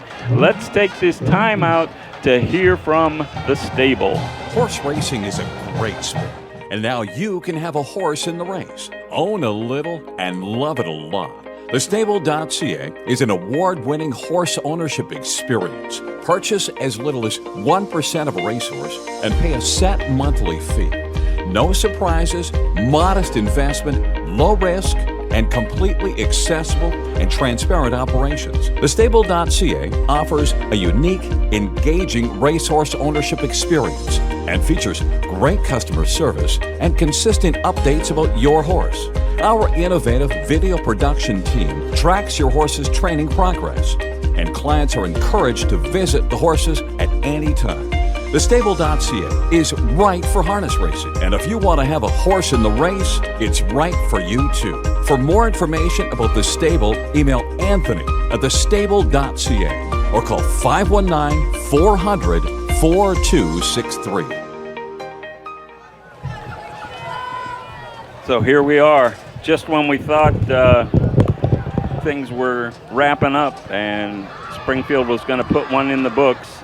Our man, Keyshawn Anderson Robinson, I'll be saying that name in my sleep tonight, with another huge play. What do we have that one at, Randy? A 47-yard run? 47 yards from scrimmage, a lot of scrambling from the quarterback position. He's done it all tonight, fans, and if you get a chance, if you're a Waterloo supporter or a supporter of another Mahoning Valley team, you got to get out and see this guy play. He can do it all, literally can do it all. So the Vikings are back in the game. They trail by 8, so they're going to need a touchdown and a 2-point conversion, and first and foremost, they're going to need the ball back without Springfield scoring. So what do you think, Randy? Robinson unofficially is approaching 400 all-purpose yards. Unbelievable. So here's the kick. It is a little pooch-type kick down to the 20 and a fair catch by Springfield. A little surprised at that because there was all kinds of room for... I'm sure he was following Coach's orders. Yeah, for Marcus Lewis. I don't know if Coach had a feeling that they were going to have that kind of room to run, though. I think he easily could have got another 10 yards before anybody would have got to him and taken a knee. But they're playing it safe, and I certainly understand that. Springfield up by 8. They want no turnovers, so they're going to take the ball right at the 20-yard line, 1st and 10. And Waterloo's got to dig down deep and come up with a big defensive stop or a turnover here to have a chance to pull this one out. Been a great game right from the start here from Springfield High School. Ron Whitmer and Randy Lipscomb calling the action here on Fifth Dimension Radio. Cone Keller in the backfield at the quarterback spot for the Spartans. Takes the ball, fakes a handoff, throws it out into the flats to Ternosky again on the sideline. Can't break the tackle that time, but he does pick up the first down out to the 35. Isaac Tomowski, sophomore, 6'1", 190, nice size, tight end. Chase Garrison had a nice block out in front of him. Might have been a little early on the block. The ball may have still been in the air, but if it was, he got away with it. And Ternosky with another big play for the Spartans. Kind of a low-risk pass there. You know, that's what Coach Wally's looking for. Not a lot of risk here. Handoff Up the middle to Lang. Lang spins out of trouble, picks up about 5 up to the 40, just over the 40. Make it 2nd down and 5. Clock continues to run. It's at 4:13. Waterloo with both teams with 2 timeouts remaining. So we'll see when Coach Bro decides he's going to have to start taking them. I think if he can't shut them down this series, he's probably going to have to start stopping the clock. Here the Waterloo band getting fired up on the far side. Keller takes a snap, hands off up the middle to Lang, another spin move, and he picks up another couple of yards. So give him 3 on the play, make it 3rd and 2, a big play, one of the bigger plays of the night right here, Randy. If Waterloo can come up with a stop, puts the pressure on Coach Lally and the Spartans as to whether they want to go for it on 4th down or kick it away. So big play here, let's see what happens. Keller looking at the coach. 3 minutes, signaling 15 seconds to go in the game. Signaling in the play here. Keller has got the play. Looks like he's got, does he have Lang or Thurston behind him? It's handed off up the middle, and I think he got it. Real close to the 1st down. Depends on which. Okay, the near side linesman is saying 1st down, so they're going to mark it right at the 1st down marker. Well, I tell you what, where the official put the ball down, it is not a 1st down. And if I'm Coach Brode, I want him to measure that. He is. He's in the ear of the official there. The marker they didn't get a very favorable spot. The spot was good, but where they placed the ball wasn't where the spot was. The marker was beyond the 45-yard line, and the ball sits on the 45-yard line. So at any rate, they're going to call it a 1st down, and Springfield now can come close to running out the clock here. They're going to probably keep the ball on the ground is my guess. Keller barking out signals, hands off to Thurston up the middle. Another solid, powerful run by Thurston. Got about 9 on the 1st down carry. And with be under 2 minutes here by the time they snap it again, and I assume they'll take all the time they can. About time for Waterloo to start thinking about taking some timeouts here to preserve some clock.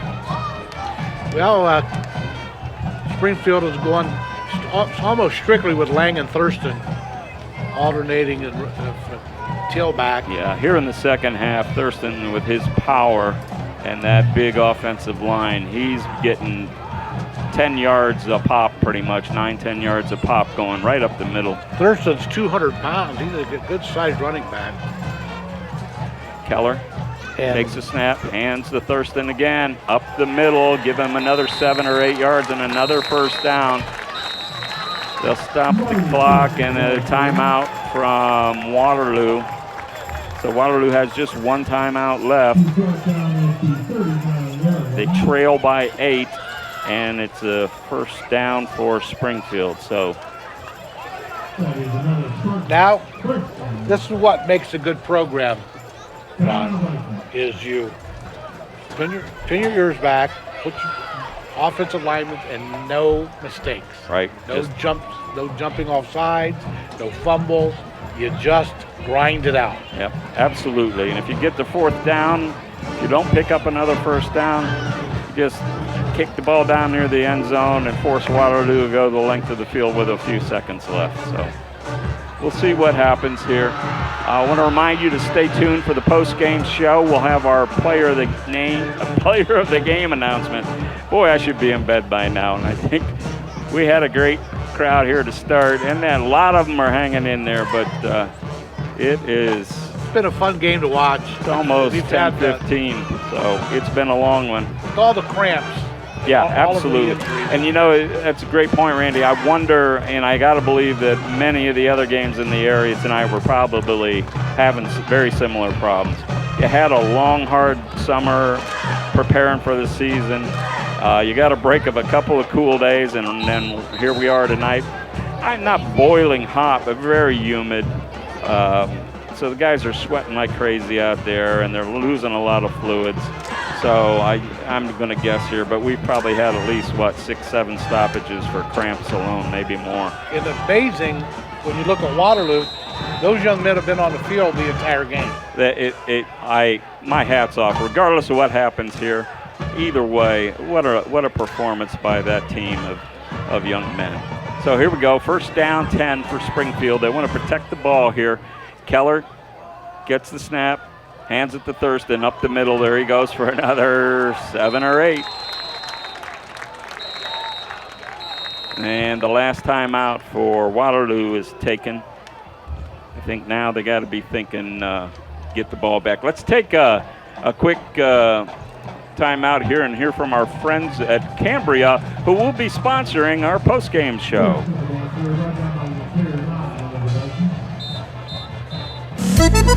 Hi, this is Ronnie Kemmer, owner of Cambria's Bistro. We are located in the heart of downtown Wadsworth at 132 Main Street. Cambria's Bistro is a family-owned establishment that brings together the best of two worlds, the rich traditions of Italian cuisine and the contemporary favorites of a pub and grill. Reservations are not required but recommended by calling 330-331-5282 or 330-331-5357. We offer a casual dining atmosphere that is great for a family dinner, date night, or a special celebration. We feature a wonderful wine list with selections from Sicily to Napa Valley. We also have a great bar menu with specialty cocktails, many beers, on-tap beers, ciders, and seltzers. Cambria's Bistro also features San Pellegrino sparkling water. We are located in the heart of downtown Wadsworth at 132 Main Street. Come see us soon. Back here at Springfield, handoff to Thurston, and this time Waterloo's right there to take him down. Thurston being very careful with the ball. Tackled by our friend Dominic Haroof. Great game by Dominic. I believe his 7th or 8th tackle of the night. Third down now. 3rd and a long 3. Another big play, but only 48 seconds remaining, so pretty much Springfield's going to be able to run this thing out before taking that 4th down snap. Unless they do something different here. We'll see. Down to 30 seconds now. So all you got to do is fall down twice, and we can put a wrap on this. And there's a fumble on the snap, and it looks like Waterloo's come up with it. Who's on the ball down there? Maybe Springfield got on it. Springfield got on it. Trevor Durham, I think, number 1 did. Oh, boy. There's a game saver right there. Just what you couldn't have happened did.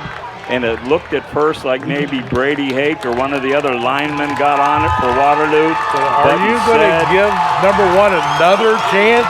Trevor Durham with a big recovery, and the Spartans are going to win it. As the clock winds out, the final from Springfield. The Spartans 40, the Waterloo Vikings 32 on what may well end up being one of the great games of the season for our opening broadcast here on Fifth Dimension Radio. We're going to be back with some post-game stats and our Player of the Game announcement right after this message from Celebration. Introducing the Celebration Palace, a brand new and all-inclusive banquet facility located in Hartville in the North Plaza at 240 Kent Avenue Northeast. Still dreaming about your special wedding day or that occasion you're wanting to celebrate and you're not sure where to start? Well, you're in luck, because here at the Celebration Palace, we specialize in wedding and event planning. Whether you are looking for a venue or an all-inclusive wedding package, we have you covered. We help plan your special occasion. We have specialized vendors to help make your special day magical, and our prices are budget-friendly. So let us here at the Celebration Palace make all your special occasion dreams come true. You can give us a call at 330-587-2035 or check us out on our website, www.thecelebrationpalace.com. Stress-free, budget-friendly, amazing staff, and a stunning venue. The Celebration Palace, where your vision becomes a reality. So Ron Whitmer along with Randy Lipscomb here at Springfield High School at the end of a very entertaining season opener. Springfield 40, Waterloo 32. At the end of the first half, Randy, we thought it might end up being 80 60 or 80 to, yeah. But in the way that the first half was all about offense, the second half to me was about two things. Defense for sure, but also just some physical mistakes that really cost the Waterloo Vikings. And yet they still hung in there and absolutely still had a chance if they get on that last fumble. So an amazingly entertaining game. I know you have some basic stats to share with us that will go to what we're going to get to wrap things up here, which is our player of the game. But an impressive night for both teams. So I'll throw it to you. Cody Bowles, the 9th grade quarterback from Waterloo, and I was very, very impressed with that young man. A 9th grader, passed for just under 150 yards. Had some key rushes. The Pandora's box opened up in the third quarter when all of those bad snaps. And had those not occurred, in my humble opinion, I think Waterloo might very well have won this game. But that's football. Thurston and Lang teamed up for 20 rushes between them. Under 100 yards combined rushing, but they dominated the second half. And absolutely. Coach went to his big linemen, and they ran those two tailbacks, and they successfully ran the ball right down the undermanned Waterloo defense. Yeah, they started dominating the time of possession there in the second half for sure. Keyshawn Anderson Robinson, I had him with 47-yard rush at the third quarter, a 70-yard pass reception, a 55-yard sack and fumble recovery for a touchdown, and rushed for 196 yards and totaled nearly 400 yards in total offense or total gains, and was just the dominant player by far on the football field. And he played the best part of the game injured. Yeah, I don't know that we're going to see another performance like that the rest of the season. I hope we do. I mean, how entertaining was that? So a couple of things to wrap it up. First of all, our Cambria player of the game by unanimous decision here in the press box. And normally you want to give it to somebody on the winning team. And Springfield played a great game, had many outstanding offensive performances. And I think that was the issue. They had so many that it was hard to pick one. I would have picked an offensive lineman if it came down to it. As a unit even. Yeah, we only have one T-shirt and one gift card. But it's a beautiful player of the game T-shirt and $25 gift card that will go to tonight's Game 1 player of the game from Waterloo High School, Keyshawn. Come on, we've been saying it all night. Keyshawn Anderson Thank Robinson. you. Yes, the three-name man. The three-name man with the four-name kicker. Keyshawn Anderson Robinson is our player of the game for all of those stats that he racked up. He had a passing touchdown. He had a rushing touchdown. He had a 2-point conversion. He had a fumble recovery for a touchdown, and he had a receiving touchdown. 5 different scores from one player in a losing effort. So that tells you how good of a team effort the Springfield Spartans had tonight. And a 2-point conversion. Yeah. So Coach Lawley, a lot to look forward to. The Vikes certainly don't hang your head. You put on a great display. There'll be cooler nights where maybe having so few guys on the sidelines doesn't hurt you as bad as it did tonight. But nothing to hang their heads about. What a great performance by both teams. Randy, again, thank you so much for what you did for us tonight, because It's hard enough for me. What a fun night. 45 years since I've done football, so hopefully we at least gave some decent information over the course of the night. And without you here I was happy watching my backside. My older brother graduated from Springfield High School. Oh, so that's awesome. I'm happy to be back and be part of this win. That's awesome. And this program that's building and on the right track. And I see across the way now, down there with the Waterloo Vikings, I see our very own president and owner, Bob Fritz, presenting the player of the game T-shirt and gift card to Keyshawn Anderson Robinson from the Waterloo Viking squad. I want to thank Shelly Monachino and all the staff here at Springfield High School. I think we got all of our spots before our closing one out of the way. Special thanks to Bob Felmley, who makes this all look better than it otherwise would. Bob, he's on the other side of the wall. Here's one benefit of tonight. Bob didn't have to look at me all night long, and I bet you he's thinking, boy, if it could only be this way every game. But it won't, Bob, so we'll be seeing each other. And we want to thank now, Bob, do you have a mic over there? Okay, can you hop on the mic? Here we are. It's been a long night, and I have a little brain freeze going on over here. Our film guy tonight was Roger McLean. Roger, I know he bolted out of here at the end of the game, but Roger, thanks so much for helping us out, getting us off the ground in game one, and of course thanks again to this will be a YouTube classic. Our owner. Actually Bob Fritz ran the camera some too. Yeah, I was just about to say, and our glorious leader Bob Fritz was also on the camera, and he'll be doing that a lot for us this season. We'll welcome Chris Canova to the booth with us next week from Barberton when we get to watch the host Magics take on the Stowe Bulldogs in game number 2. Really looking forward to that one. And one final thanks to all of our game sponsors, many of which are going to be with us all season.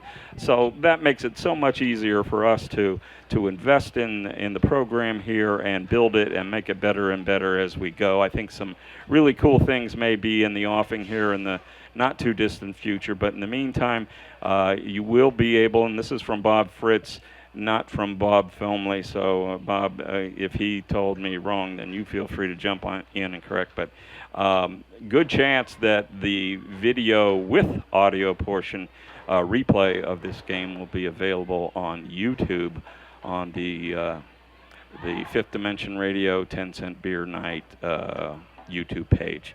And, Bob, if you're still with me, can you confirm that that's a solid possibility? That's what we're going to try to do. We'll try to get it up as quick as we can. That'll be great. Yeah, and if it's not there tomorrow, it will be there soon within the next couple of days. Worthy of a million hits. Yeah, absolutely. And the thing that we love about that, it gives the players and the coaches a chance, who obviously shouldn't have been listening or watching, a chance to see it tomorrow. So thank you to all the staff here at Fifth Dimension Radio. One under our belt, one very long one. We'll hope for a lot less cramps in players next week and a quicker game. But in terms of entertainment value, it couldn't have been much better. So once again, for Randy Lipscomb, I'm Ron Whitmer from Springfield Stadium, where the final tonight, Springfield Spartans 40, Waterloo Vikings 32.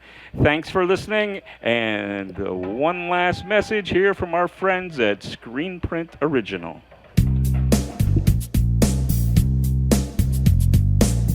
Tired of boring off-the-rack tees? Want to express your unique style or promote your business? How about create an unforgettable memory? Call us at Screen Print Original, 330-414-1635, 330-414-1635. We bring ideas to life. We offer high-quality DTF transfers on a variety of apparel, ensuring vibrant colors and lasting designs, from custom creations to bulk orders, all for you. If you have an idea, give us a call at 330-414-1635, 330-414-1635. You can also drop us a line at screenprintoriginal@gmail.com. We look forward to serving you.